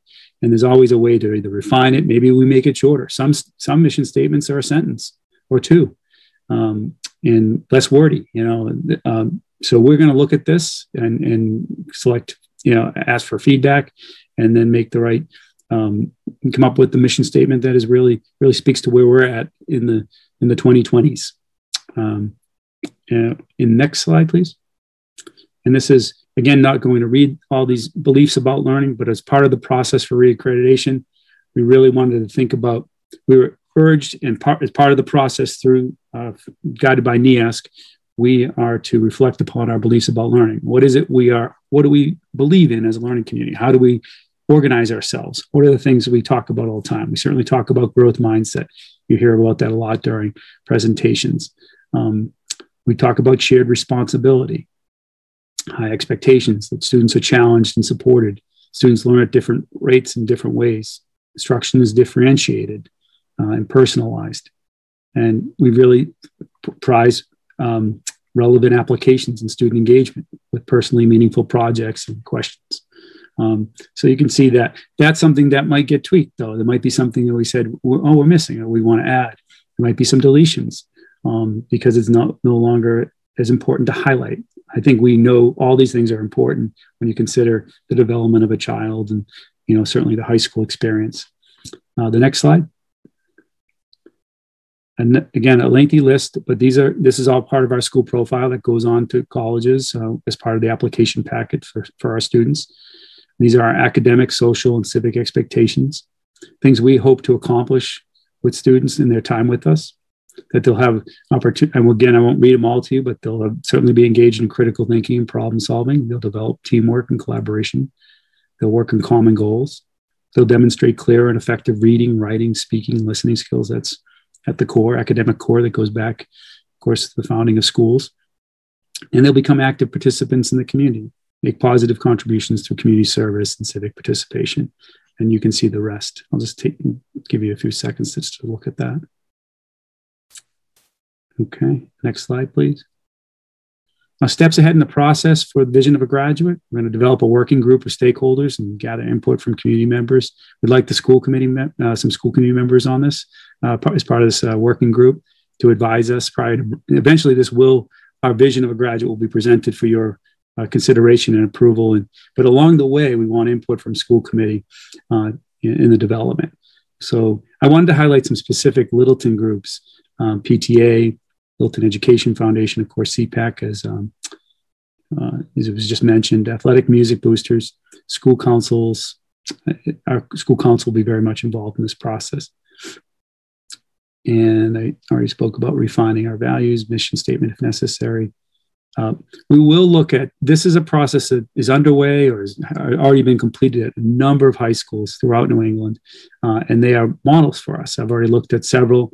A lot of them are very similar, and many of them have a graphic or a visual depiction of their vision of a graduate, and we're going to work on that as well. I've already had discussions about how to do that with our library media specialist, who's also a graphic artist, and you'll be part of this as well, getting surveys from us during this year, either in the form of a Google form or something we might explore is this another software called Thought Exchange.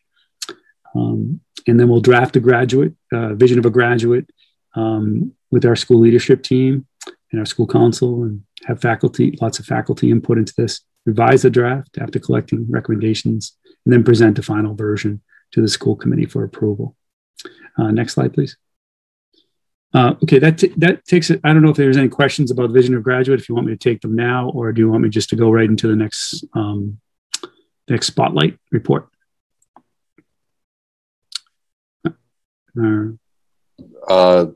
I would just keep going unless anyone has any questions. Sure. Okay. The next spotlight is the financial development of a financial literacy program at LHS. Similar to the void of computer science at the high school, I felt this for years now. This is something we really need to expand. When I talk to parents over the years as part of our school council, they've always brought up they want students to have some practical skills and really understand real life skills, not just academic knowledge, but things that are going to be really practical and useful to them right away, even during their high school years. So as part of our vision of a graduate, we're planning to provide a financial literacy course online module experience for high school students before they graduate. I don't know if it'll necessarily be a graduation requirement. We would have to bring that to you if that was a recommendation for our school leadership team and school council. But we want to certainly give students the opportunity to participate in this course and online module so that they can be really savvy when it comes to finance, managing their own personal finance. We've already partnered with DCU with a curriculum called EverFi. I've already had a meeting with the Main Street Bank branch manager here in Littleton. And it's nice to have both institutions in town to bring free online financial literacy programs to LHS students. And we have access already to these financial education modules. We just need to deliver. And then list the things we would all want to know more about. Good financial decision-making, earning income, buying goods and services, saving, investing, retirement planning, and using credit, of course. And we need to further facilitate this experience. And I will come back at a future school committee meeting and talk about our flex block, which is part of our Bell schedule, new Bell schedule that Mr. Camo presented on last spring.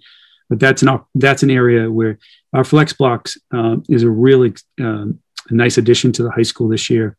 Between 9 and 9:35 every day, students have an opportunity to meet either an advisory, get extra help, take a break, play some basketball, go get some breakfast. It's a real nice opportunity for our school to come together as a community and connect with others. Or even go see their counselor, get some advice on college. So the flex block is a nice addition, but it also provides us a built-in time potentially to do this as in concert with a class, having all the freshmen say, we're going to do this module with this financial literacy component on a certain day, and we can schedule them for it. In addition, I wanted to update the school committee that we have added an AP microeconomics course this school year, taught by the curriculum coordinator and history teacher, social science teacher, Mike Festukas. LHS has offered a semester economics elective since 2015. So those courses are really important, and they really, I think, stand out on a student's transcript to college. So we're doing that, but we need to do more, I think, when it comes to just giving an experience related to financial literacy for every student at the high school. The next slide, please. All right. And one of the things we want to have hopefully this year is a financial literacy fair. A longtime teacher who recently left to become a school administrator up in New Hampshire, Cheryl Broussard, was actively leading a team of teachers in developing this fair before she left. We were hoping to do it right before we had to cancel, unfortunately, due to the campus closure because of COVID-19. It was scheduled for tax day, April 15, 2020. So we postponed it. We're planning to reschedule it to a date to be determined. And I'm grateful and happy to announce that the Littleton Education Fund had previously allocated over $1,000 for us to use as part of this financial literacy fair. This would be for all students to participate in, as I envision it right now. If we have to modify it in some way due to protocols or whatever, and focus on a particular grade level or two, we'll do that. We have also received a $5,000 grant for this fair from the Financial Education Innovation Fund. That has a time horizon on it, though, and we'll have to either request an extension or allocate those funds this year, because the grant does go away if we don't use it by the end of the school year. By the end of this year, in December, we have to expend those funds. But that's exciting news that we have funds to make this event happen. All right, and there's a list of there's a note of the standards for financial literacy. We're hoping to align all our offerings with these standards for national financial literacy. Next slide, please. I'm not sure if you want to see this tonight, but there is a link here to a financial literacy fair. It's about a 3-minute video. I just wanted to provide it with the school committee. You don't necessarily have to see it tonight, but it highlights what a financial literacy fair is. And it's the one that's the example is in Pennsylvania, just outside Philadelphia, a school district there that put on a financial literacy fair. But if you wanted to see it in action, and it has student testimony, parent testimony, and teacher testimony as to what the experience is like. But I'll leave it to your discretion if you want to show that video.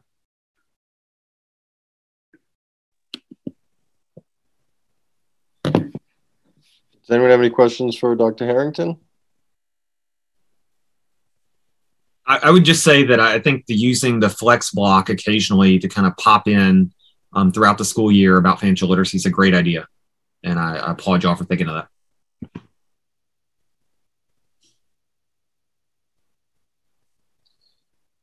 Any other thoughts before we move on?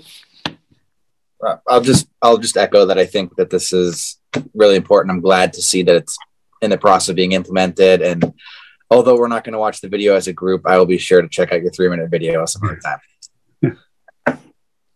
Yeah, like a lot of the information in today's slides, it's really for your reference in future review. Great.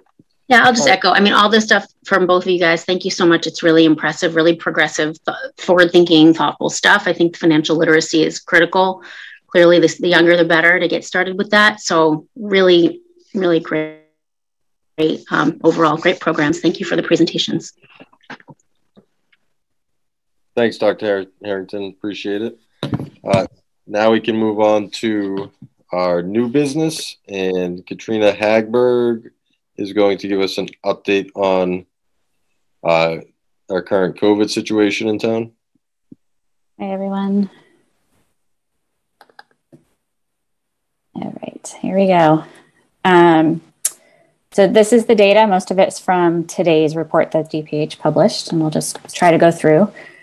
So this is the dashboard right at the DPH. This shows us the 4 major trends that the state's been tracking. The great news is many of these trends are holding steady over the last week to 2 weeks, which is fabulous. So the 7-day average of cases is around 1,300 per day. Test positivity is 2% and stable. The hospitalization is just over 600 per day, and that's been stable for a couple weeks now. And deaths are the lagging indicator, a little higher than they were a couple weeks ago, but they're still steady around 12 at this point per day. And then this is the CDC community transmission rates. So Middlesex County and Worcester County continue to be classified as high community transmission areas. You can actually see that Norfolk County is actually lower now. They're in a substantial transmission area classified as that. So that said, the 7-day case rates that determine these classifications have been stable over the last 2 weeks. So we've been just kind of holding steady just above this 100 per 100,000 threshold that puts you in the red. So hopefully we can start going down now that we're seeing Norfolk County and some parts of Connecticut start to lower. The other thing I want to highlight on the statewide data is age. So when you look at a state as a whole and we get one summary measure, we look like we're holding steady, but that can sometimes hide trends that differ by different subgroups or demographics like age. So these are the trends over the last 2 weeks. Again, the state publishes this every week. So this data is from today. And the 5 to 9 and 10 to 14 age groups are now, for the first time since the pandemic started, the age groups with the highest incidence rates. And that is just over the last 2 week period. All other groups have stabilized or started to go back down. If you look at the chart on the right, this is the data by age group over an entire month period. So what I'm doing here is the first column is the first 2 weeks from August 29th to 9/11. And then the second column is September 12th to 25th. And then there's a trend. And doing that kind of gives us a whole month glance and seeing which way different age groups are moving and at what speed, if you will. So as you can see, the kids 0 to 4, 5 to 9, 10 to 14, and 15 to 19 have all increased over this last 2 week period compared to the first 2 weeks of the month. Whereas all the other age groups, 20 and above, have started to go down, specifically the 20 to 29-year-olds. Their rates have drastically decreased in this most recent measurement, which is great. So that is why we're seeing the bulk of the people are 20 and above in age group. That's why we're seeing the trends stabilize and start to go down across the state. And then the subgroup of people who are school-age kids are actually showing some increases. So we need to just keep our eyes out on that. And I know what I just said probably panicked half the people who are listening. So I want to be very clear about what this is. So 5 to 9 and 10 to 14 now have the highest rates, like I said, for the first time in this pandemic. But I think it's also important to recognize that the rates that we're currently seeing for these 3 age groups, 0 to 4, 5 to 9, 10 to 14, are the same rates they had back at the end of March, beginning of April, just at the time we returned to 5-day in-person learning model. So they're not at the peak. And these are rates that we actually have some experience doing 5-day in person, everyone back in school models. So Katrina, I'm sorry to interrupt, but so is this a reflection as much of the other rates dropping more than these rates increasing for these age groups? Yeah, well, if you look at the lines, so this top line here is the 5 to 9 and the 10 to 14 is the dark blue line. They are actually trending up still, while the other lines are going down. So yes, they are now the top two because they kept going up and others came down below them. But the trend over time has continued to increase over the last month or so. Does that make sense, Brad? It does. Thank you. But again, these rates that we're seeing for the 5 to 9, 10 to 14, 0 to 4 are actually the same levels they were at the end of March, beginning of April. So we're not at our peak back in the winter for these age groups. And then, of course, we don't want these rates to continue to rise, because if these groups keep going up and everyone else is staying stable or going down, it's going to just keep getting worse on those trend lines. So we have experience doing school at these rates, and we want to still take care to make sure they don't go higher, if you understand what I'm trying to get at here. So when we look locally, Littleton had 25 cases reported over the last 2 week period, which ended on last Saturday. It's the 25th. And this is nice. Actually, we have had 4 weeks or 3 weeks now that we've gone down. So that's a nice declining trend. We're still higher than we'd like to be, but we're going in the right direction. And then this is just the methods of how we aggregate the rates across areas so that we can compare different areas that surround us. So like we've talked about before, we have these two measures of local data that we have accessible to us, the average daily incidence rate and test positivity, both measured over a 2 week period ending September 25th. So the left-hand graph is the rates, average daily average daily incidence rates. And Littleton's average daily incidence rate this last 2-week period was 18.3. Again, it's been a decrease over the last few weeks. The test positivity, which is the, in all areas that we are following, also stabilized or decreased. So if you look at test positivity is the number of positive tests over the total number of tests conducted. So these are not people, these are tests. And this is a really good measure to indicate if we're doing enough testing to catch cases. So when this number gets really big, it's actually, we're not doing enough testing. So the fact that all of the areas that we are tracking are 3% or lower is a really good sign that we're doing enough testing in Massachusetts to catch cases quickly, test, trace, isolate, makes that more effective system. So this is the CDC's community transmission indicator, like that red map that we showed before by county. This is it with the rates over time for the state, Middlesex County, and Littleton. And like I said, when I showed the map, I said that our rates were stable over the last few weeks period. And I know that when you look at it this way, we do a lot of jumping, but when you look 2 weeks ago to now, it is pretty much we're stable. It just had a little dip in there. So we are all classified as high transmission areas still, and we're holding steady. Okay, so this is the Littleton COVID-19 data pulled from the dashboard and the health notification letters that the school sends about cases. So to date, there have been 8 cases reported by the schools, and 2 of them have been at the middle school, and there have been 6 cases at the high school, 3 of which were reported this week. So we have a handful of cases, something to watch, and a trend that's gotten higher week over week. So just something to keep our eye on. I know that Lynn will be reviewing the COVID safety checks later tonight, so hopefully she'll have some more information. So this is our vaccination data, and Littleton continues to see improvements in these numbers week over week, which is wonderful to see. This last week, we had 34 people move out of unvaccinated category into either partial or fully vaccinated, which was a big jump for a single week, which is great.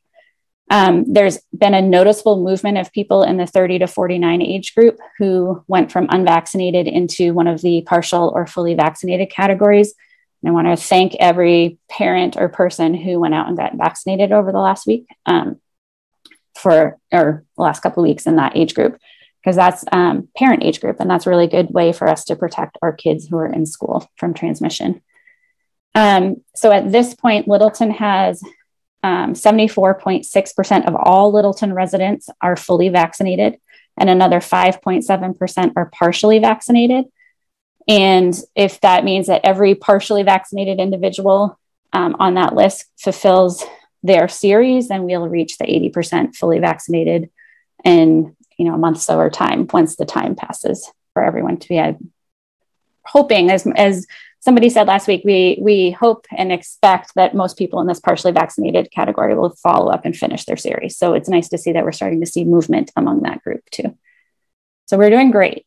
There's still more people who could get vaccinated, but overall our rates are really high. So just a reminder as we are talking, the vaccines are excellent, but they're not sufficient alone on their own to prevent transmission, to prevent COVID infections and anything. They're one of our tools, and the other tools are just as important, like ventilation, being outdoors, masks, limiting your time in high densely populated things, gatherings, things like that. So if everyone's just kind of watching what they're doing, getting vaccinated, then we're hopefully going to hold here. And if not, go back, trends will continue to go down without any concern. And the testing is a big part of that too. So as Lynn will talk later, the COVID safety check testing that the schools do is a great way for families to have weekly testing check-ins for their students or their kids and staff too, just to make sure that, hey, everything's good, we're doing okay. Frequent testing is a big tool. So when I talk about vaccines, I know they're not the most perfect thing that we can have, but they are the most effective mitigation layer that we have in our toolbox. And here in Massachusetts, against Delta, fully vaccinated individuals had 4 times lower rate of infection compared to unvaccinated or partially vaccinated individuals. And so for those who, if you don't get infected, you can't transmit it, you can't, spread it around. So getting vaccinated is a way to really reduce that risk. In addition, fully vaccinated individuals had a 14 times lower rate of hospitalization compared to unvaccinated or partially vaccinated individuals here in Massachusetts. So these vaccines work. They protect individuals from severe disease, hospitalizations, and death. And if you are eligible for vaccines, we really hope that, like we said, we could finish vaccine series, or you're seeking vaccination, because this is the best way to protect yourself and also those around you.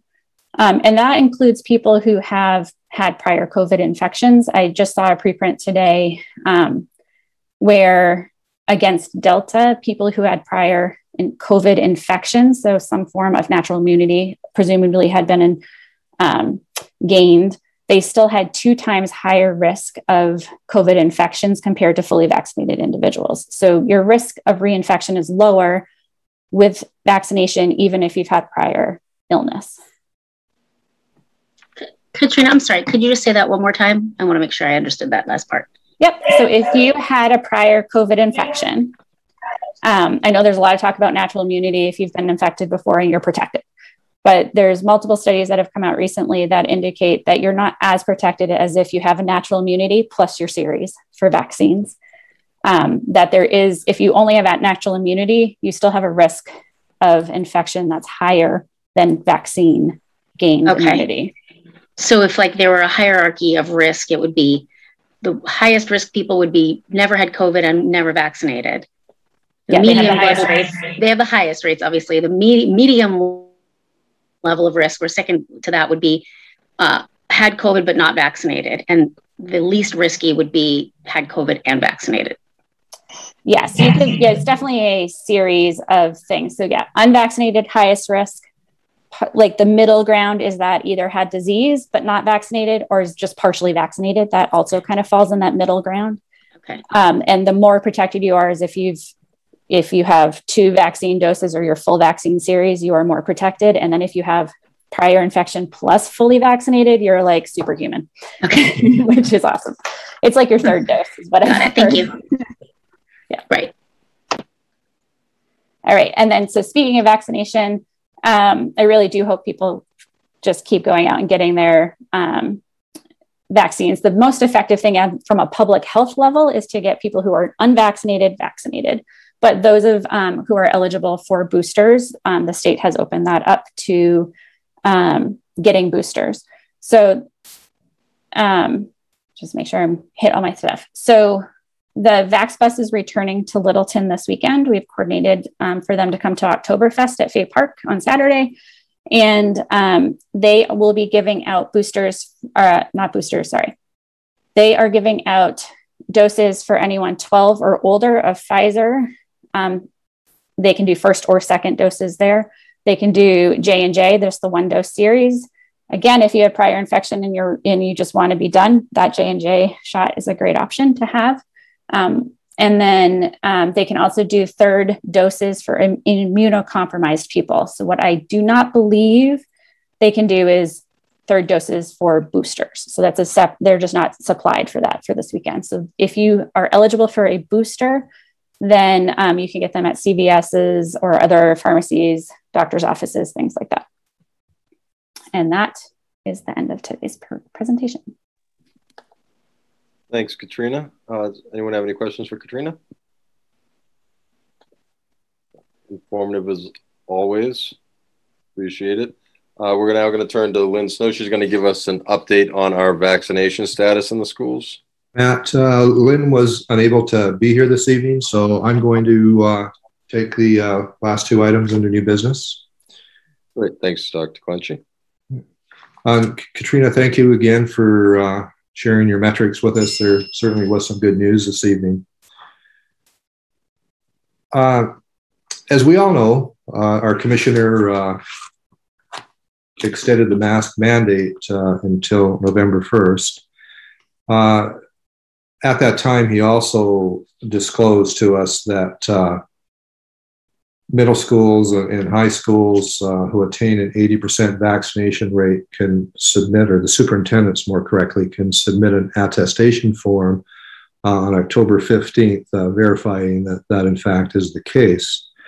The commissioner also talked about not only taking a look at proof of vaccination via a vaccination card or a picture of the card, but families, he encouraged families to, if for some reason they can't find their card or it's difficult to get a picture of the card to school, etc., that they could email an attestation to the nurse at the school. I was struggling with that a bit, since in the end I'm the one that has to verify that the data is correct. But then upon further examination, we now have access to verify. So we can have parents email an attestation to us stating that their son or daughter is fully vaccinated and give us the date.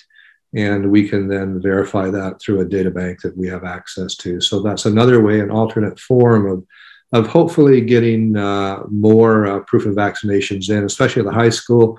As I mentioned before, our middle school won't be there, and it won't be at 80% until some of our grade 6s turn 12, or they offer the vaccination for under 12.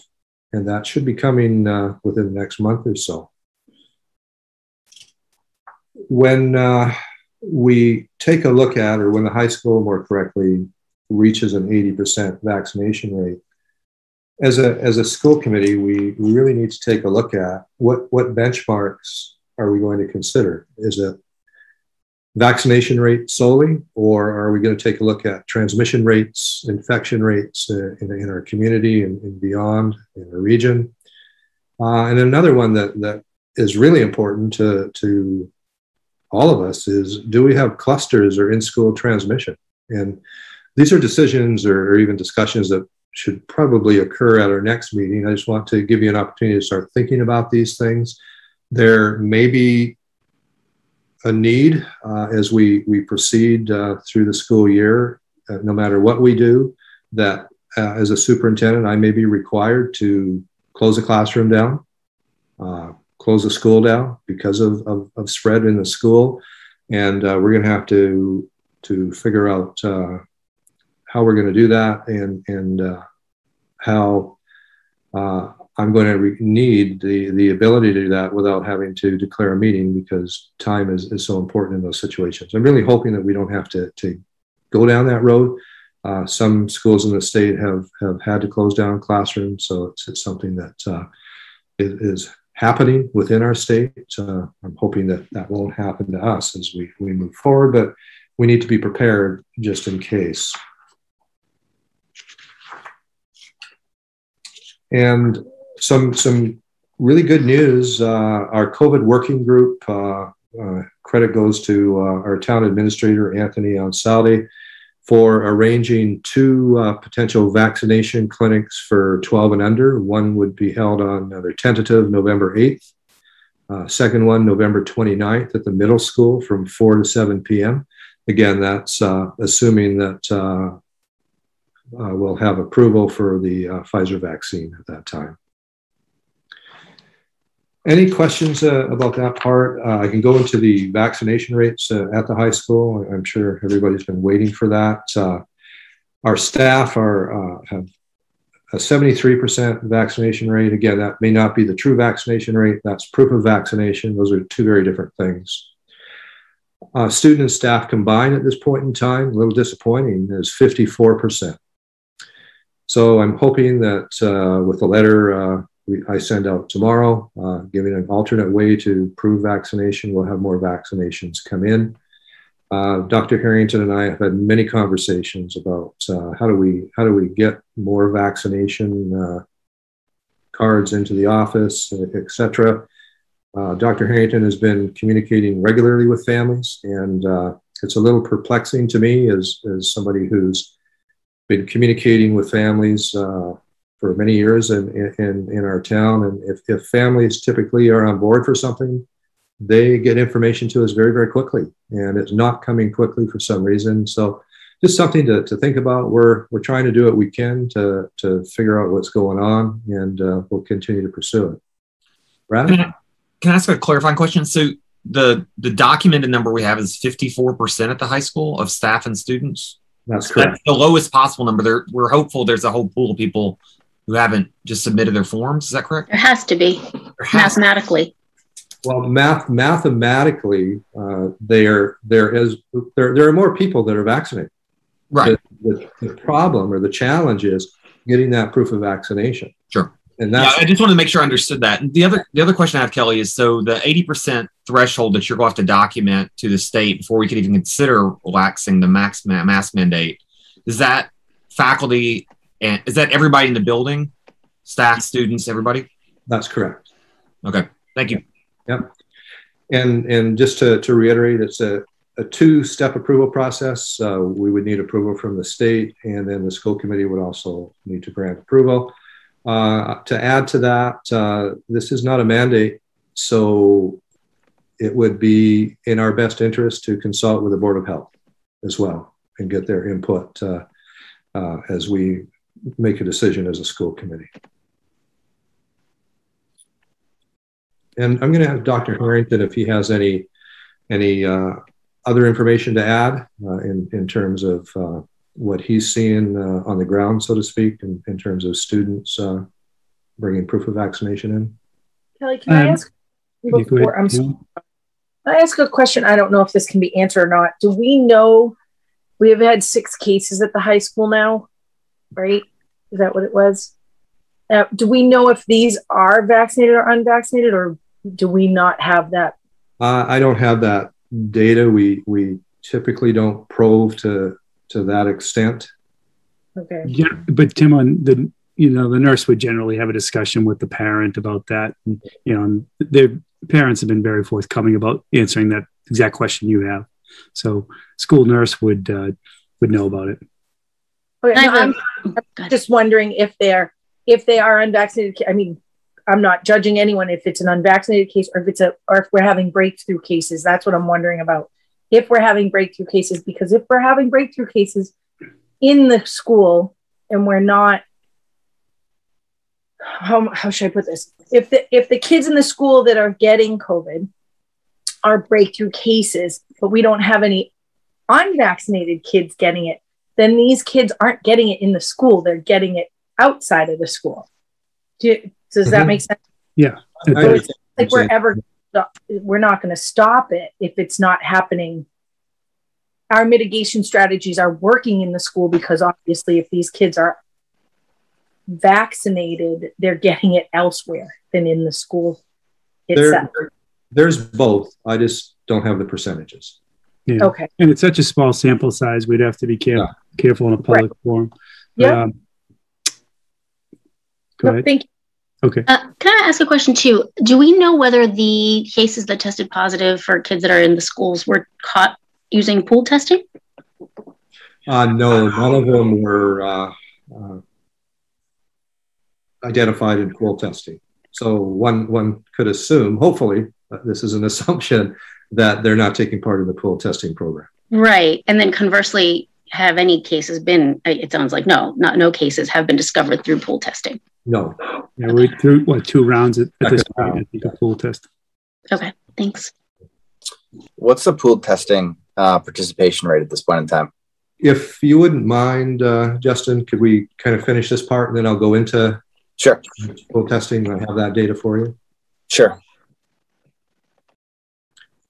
Any other questions? Well, I think we cut off John before he had a chance to hear his thoughts about why there's a perceived lag in reporting to the school's vaccination status. Right. I just know from experience that it's not unusual for us to have difficulty sometimes getting documents back, particularly even emergency forms. Over the years, it's been challenged when they were paper copied, and now we do an online thing.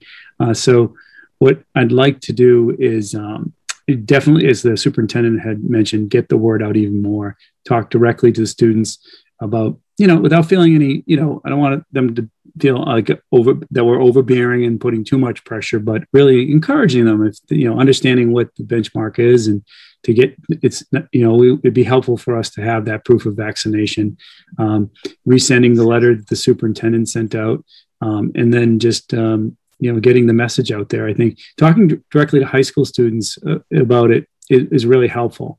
If they understand, we did get the message out to the parents, but raising the awareness of the students themselves to understand what that means for them in the near future, if we can hit the 80%. Did we consider doing a Google form like we do for a lot of other things, where it would just be a simple couple of clicks? Maybe it would be just sort of self-reported, as we said earlier, as you said, Dr. Clinchey, where a parent or the child would attest to the vaccination, and if they didn't provide proof, you could then do that check. I feel like that would be another layer of anything to make it easier on people. It would help. That's a good suggestion. I think, just to get, if they, that's easy. I'll press the button, say yes. Is your child vaccinated or not? Fully, partially, fully not. But we're actually just looking for proof of, not whether, we just want to know proof if they're vaccinated, but they don't need to self-report that they're not vaccinated. So that's we can discuss that and follow up on that. Thanks, Jen. Thank you. And we actually had a discussion on that, and we wanted to make this process as simple as possible. So all you need to do is send us an email. My daughter is vaccinated such and such a date, second dose, if it's not J&J, and then we can look it up, and we're golden. And we didn't want to impede the process in any way by having to fill out a form. We're trying to make this as simple as possible. And I'm really surprised that we don't have more, to be honest with you. It's really perplexing to me, and I'm confident that it's going to be higher. I just would like it to be higher quicker than it has been at this point in time. All right. Any thoughts on the staff number? That seems really low too. I can surmise, but I don't want to at this point in time. There will be some people that would be comfortable giving that information, and there will be other people that feel more comfortable if people would remain fully masked for the year. Mm-hmm. And that's so under-reporting purposely, or not reporting, not self-reporting, in order to keep the masks on. That's not atypical in these situations.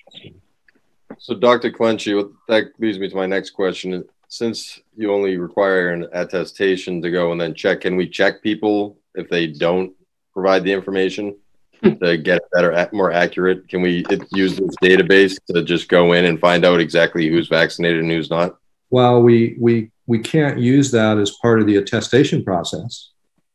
We could go in and check, and we do have a pretty good idea of who's vaccinated, but the process that the commissioner has mapped out, we need contact from a parent saying, now with an attestation or bringing in a card. We can't just go to a database and say, here we go. So that process won't work. But regardless of that, we still have the staff at almost, if I recall correctly, almost 75%, and students at 54%. I'm more worried about the student number than the staff number right now. I am as well, Brad. So as Dr. Harrington pointed out, we've had a number of conversations this week, and we're full steam ahead next week to try to encourage our students and families to give us proof of vaccination so that we can set ourselves up for that 80% number, and then we can determine what we're going to do at that point in time. Kelly, can I just ask a clarifying question? Sure. I thought I heard you say staff was 73, and then when we added the students in, the building dropped to 54. Right. So that would mean that students are well below 54 if we're an average of 54. 51. Okay, students are 51. Yeah.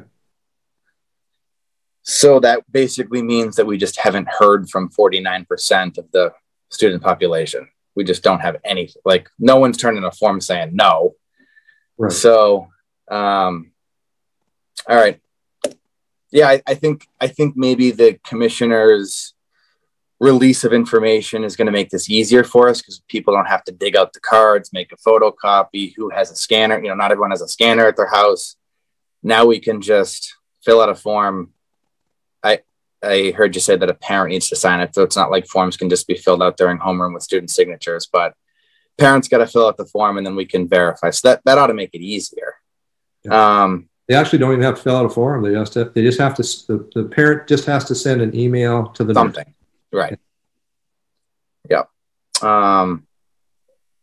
Yeah, it'll be interesting to see if we get to 80%.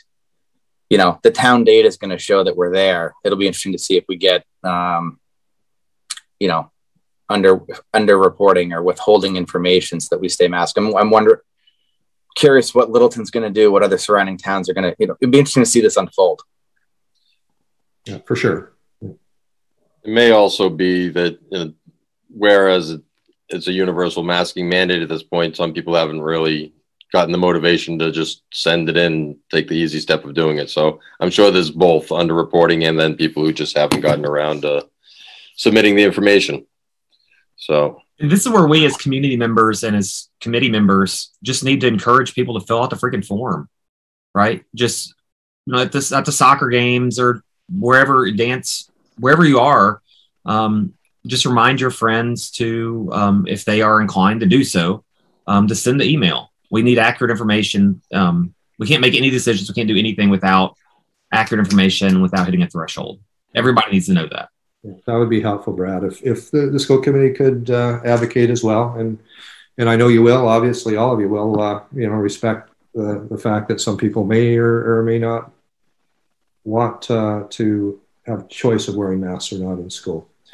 And I do think it's part of both. I mean, Matt did point out, you know, that Commissioner extended until November 1st, so maybe we have some people feeling that we have some time before we produce the information. At the risk of opening a can of worms, and we can table this, but it's something to just think about. I wonder how, if things go well, if we get to 80% and can unmask the vaccinated, and or if we get to November 1st and the DESI mandate is lifted, how does that play with the town Board of Health indoor mask mandate? Do we then have vaccinated people in schools unmasked, but everybody masking in Market Basket? That would be the case at this point in time. So this would supersede the Board of Health town mandate? Potentially. Something to plan for. Yeah, I know we can't answer that right now, but that's something to plan for. Jen, it's not a mandate. If it was a mandate, that would be true. It would supersede.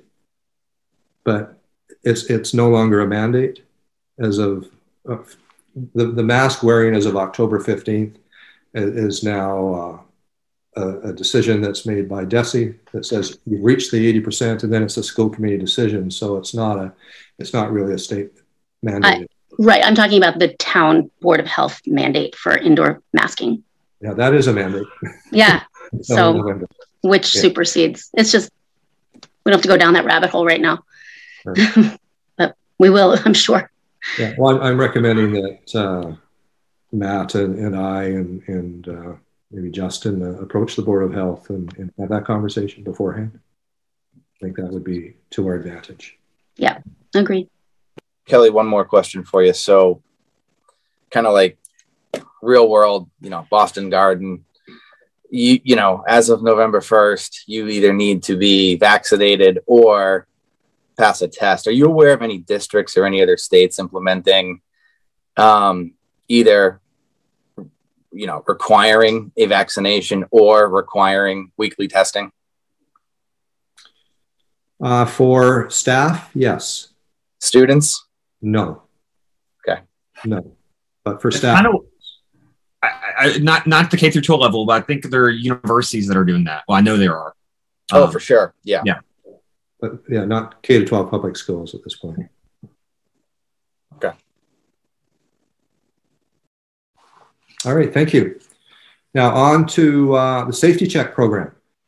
It is incredible to have support from CIC in bringing staff into our schools to help out with this program. As you can well imagine, since we're not only doing the pooled testing, we're also doing a second test with individual tests for each staff member and child that participates in the program. It really takes double double the time and double the personnel. Just like last year when we started out, there were a few wrinkles that we needed to work out. The second round of testing went much smoother, and I'm really pleased with the personnel that they sent us. They're very organized and friendly, and are excited to be in our district. I say that delicately because we're one of the very few districts in the state that have actually started the program. There are many districts that haven't been able to begin because they don't have the staff to do it, and the company that they're with doesn't have the staff to give them. So, kudos to us for jumping quick off the starting gate, and we're set up for success. Now, Justin, I knew you were going to ask for what are our percentages now in each school for safety check programs. So, Shaker Lane School, for our students, we're at 42%. Staff, we're at 50%. Please remember that we encourage vaccinated individuals to be part of our pool testing program, but obviously the state feels that they really don't need to be. We're just being a little more cautious. Russell Street School students 57% at this point in time. Staff 47%. Middle school students 50% and staff 32%. Littleton High School students 41% and staff 69%. That gives you an idea of the numbers at this point in time.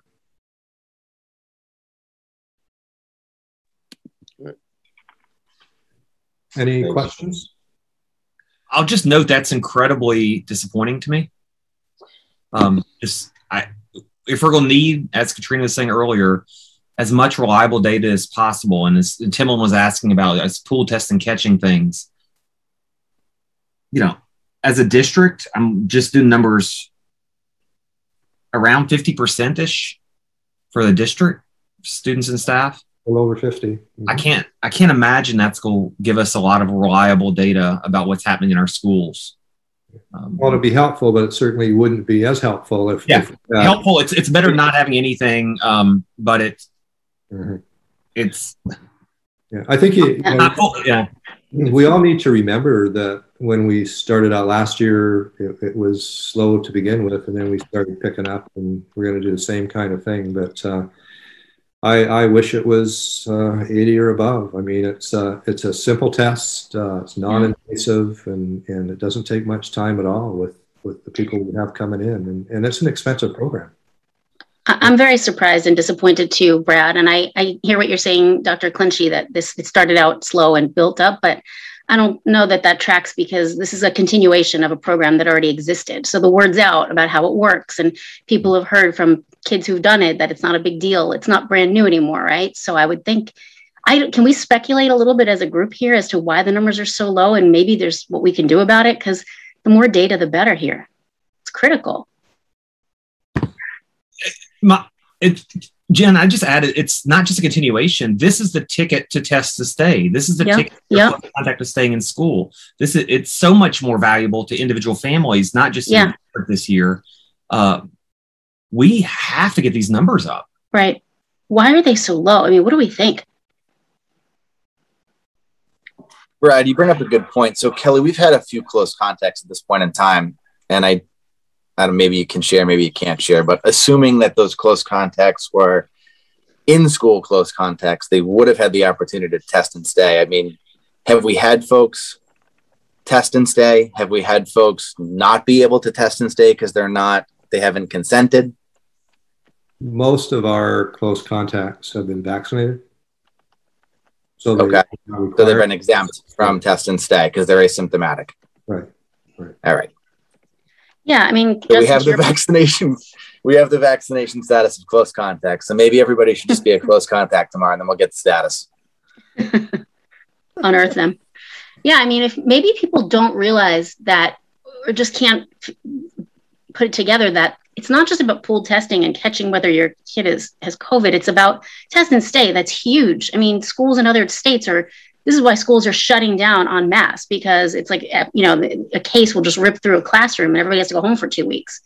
With us, with test and stay, we're very lucky in our state to have this. And I don't know if people have put it together that if their kid is a close contact of somebody with COVID, they could stay in school. If they're part of this program, they just go back to class that day and they test every day and they're fine. It's incredible. Like, I don't understand the downside. I don't either. And we're incredibly fortunate to have it. Yeah. Well, I would appreciate some brainstorming, and again, let's keep spreading the word, and we will echo our message as much as we can wherever we are, whenever we bring people together for school events, etc. We'll make sure that we take that opportunity to encourage people to get vaccinated and also take part in our safety check program. Anything you can do to help would be greatly appreciated as well. I'll reach out to the PTA and see if they'll put it up on their Facebook pages. I'm sure that they will, or us get them to put it up, like the testing program, the vaccination cards in. So yeah, I can do that. That would be great. Thanks, Tomas. Right. I'm not sure how I even personally feel about this, but does the school committee have any appetite to discuss the staff either needing to require proof of vaccination or participate in weekly testing? Again, I kind of have not formulated an opinion on that yet, but it would be something to drive the numbers. And either way, we'd collect more data one way or the other. I think that's something that most of us probably aren't prepared to answer tonight. I think it maybe sit on that for a little bit and see if we get any increase in numbers, and then possibly have a longer discussion in 2 weeks on that. That's just my thought. I don't know if anyone else has any thoughts on it.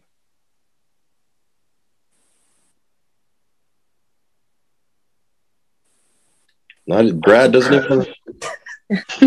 Brad's speechless. You don't have to say anything, Brad. We can hear you thinking. I'm not sure what all my thoughts podcast right now, Justin. Yeah, I'm not ready to certainly not to vote on anything. I want to know what before we tried to exercise the power, I'd want to know if we had the power, and if that's something that'd be collectively bargained or something like that. And even then, I don't know if I'd be in favor of it. So I guess I'm like with Jen with the earlier issue. I want more information before I could move on this. But these are incredibly frustrating numbers. Well, let's hope the closer we get to October 15th, the numbers will change significantly. We can certainly reassess it at our next school committee meeting. All right. I appreciate the updates, Dr. Clenchy. That brings us to our second opportunity for citizen input. Yes, we have one. Okay. Matthew Ridge, please state your name, your question, and your street, please. Matthew, are you still there?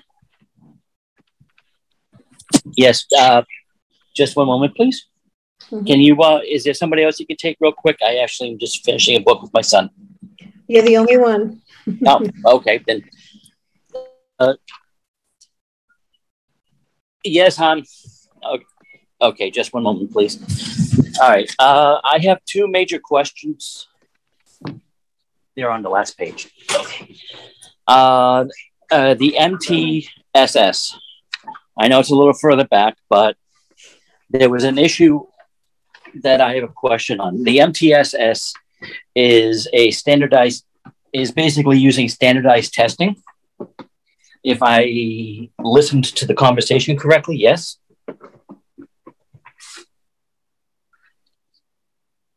Hello? One moment, Matthew. Hi, can you hear me now? I can hear you now, yes. Perfect. This is Kelly Clenchy, superintendent. No, it's not standardized testing. It's instructional strategies and altered pedagogy to provide support to students. The standardized test, the MAP testing is just an auxiliary tool that we use to identify needs. Okay. My question about it, though, is that isn't the MTSS basically another variant of a IEP, but in a larger grouping? So in other words, you have these three groups, these three tiers, one needing individual, one needing not so much work, and the third one is everybody else. Now, if I'm remembering this correctly, the individuals are basically IEP students, ones with special needs. The ones who are in second would be somebody whom needs help. I mean, might be a little bit behind, but really is somewhere stuck in the middle. If I'm listening to all this correctly, am I wrong? It's really meant to be an intervention prior to a student going on an IEP. Okay.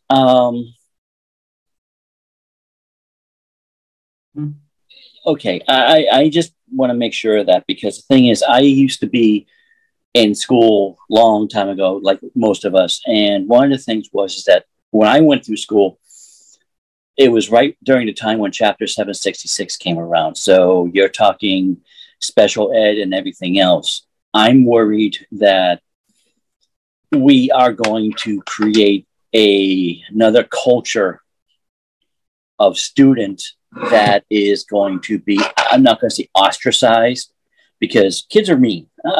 Let's be honest when it comes to teasing each other. And I'm more worried about how this will be represented into the larger culture of the school, because students themselves can be merciless when it comes to realizing that somebody needs help a little more than somebody else. Now, I know this is what it is, but I'm just wondering if this is a system that actually needs to be there, because, like I said, we have the IEPs, we have an educational system that should be able to handle children that might need help. Do we need to actually lump children into subsects again? Because I'm more worried about the mental, how the children are going to be like, well, you need help. And this is something that might not go well with the children. It's just something that I remember growing up. And it's just one of those things that makes me worried about children not understanding why they need help. And I understand that this system is supposed to be what you want to call it. It's supposed to unify and everything else, but it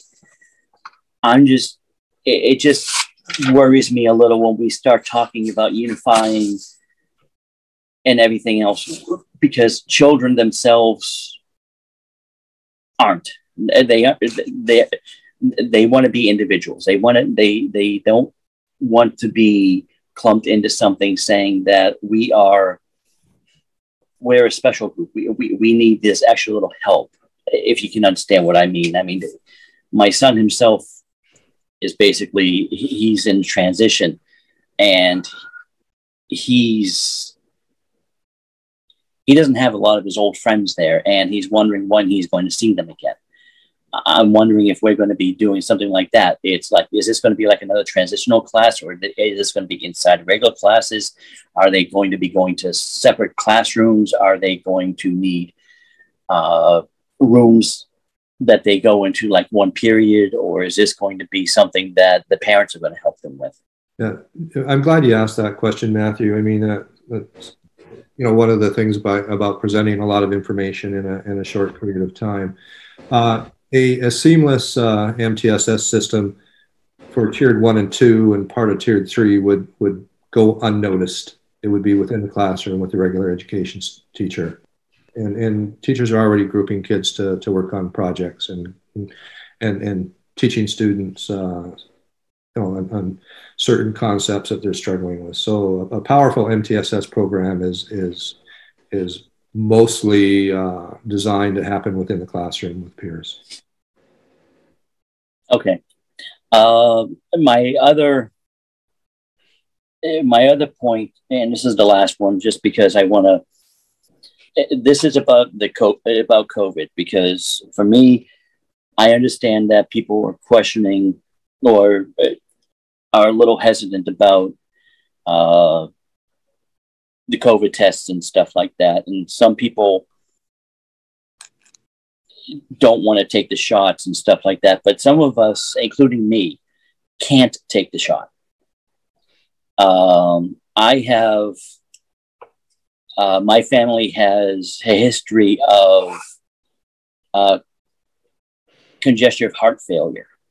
And there is a study that came out through the NIH that is being reviewed right now, if I remember correctly. PMC 8255555. Basically, there's a small percentage of people who have taken both the Moderna and the other shot. I just forgot. The Pfizer shots. And it's a group, it's a sect of about 33 people, 37 people. It's a small amount, and I understand this, but the problem is that this is, they're noticing that this is a growing percentage. And what is ending up happening is that they're saying that people who have actually had these shots, out of the study that they've done of, like I said, 37 people, it's a small group, but 83% of them have been hospitalized with what they are calling is basically a inflammation of the heart. And basically it's a late onset myocarditis, which is basically it is the onset of congestive heart failure. My family has a history of this, and I don't want to take the chance that I get this. My family also has a history of blood clots, which is also something that has been showing up in some people as well. We need to make sure that we understand that those people who do not want to get injected with the COVID shots is not because they don't want to, it's because their health is also possibly at risk. I know this is a shot that is authorized by the CDC and everybody else, but it is still not fully tested. And I know everybody says, just get the shot. It's better for everybody. Some of us are not wanting to get the shot because we're afraid of the side effects. And for us, we can't take that risk, especially, like I said, with my family. My grandfather and his brother and his father and their families have all died of congestive heart failure. I don't want to take the chance myself to have my son, who's only 6 years old, to have me, after getting the second shot, have the onset of congestive heart failure, because the people who were actually tested in this study had it under 12 days after getting their second shot. This was a quick moving thing. So for me, I personally cannot take the shot and not. I'm going to interrupt you, Matt. Yeah. We get your point, and I think that we understand that there are those people. I appreciate you calling in. And like I said, duly noted, there are obviously some people in rare situations that may have some reasons that we have not covered and why they might not want to get the shot. That being said, the majority of people are safe, and it's really something you need to talk to your physician about and seeing whether the shot is right for you. Thanks again. All right, moving on. I want to get to our committees. So let's start with budget. Yep, quick update. So we had a budget subcommittee meeting, maybe it was the week before last. Steve kind of thank you very much, brought us through some of the same information that we shared with you folks tonight. And that sort of deeper dive idea originated from that meeting. So Jen and I will continue to spend some time over the course of the year, one time, a month at a time, taking a deeper dive, and we'll continue to share that information with you folks. But no alarms, no bells and whistles. Everything's fine. Thanks, Justin. Moving on to policy, Timlin. No update. Okay. That brings us to PMBC. No update. CPAC. I know Brad's mentioned a few things tonight, but just to cover those again. Matt, we had a great meeting this week. We had a 2-hour meeting with about 12 or 13 different families represented. The liaisons process seems to be working really well.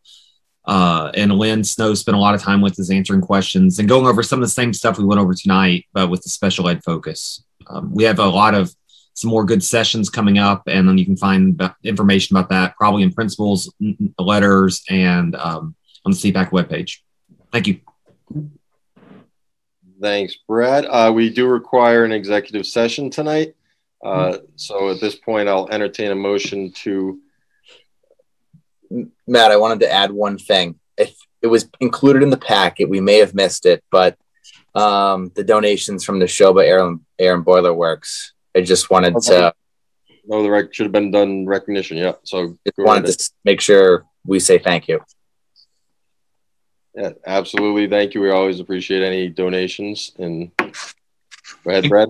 Well, I have just one clarifying question to maybe Kelly or to the principals is what can we, like in our social media and our personal communication with people, what should we tell parents to do? Is it, hey, send Kelly an email? Is it send Dorothy an email and tell her you like her new haircut and that this is the status?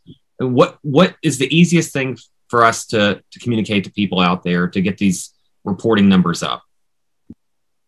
Well, the easiest thing to do would be to encourage them to actually give us a photograph of the Vax card or send an email to the school nurse. But is that just, so it's just an email with a photograph or just that the dates and place to you or to the school nurse? The school nurse. School nurse. Okay, that's what I needed. Thank you.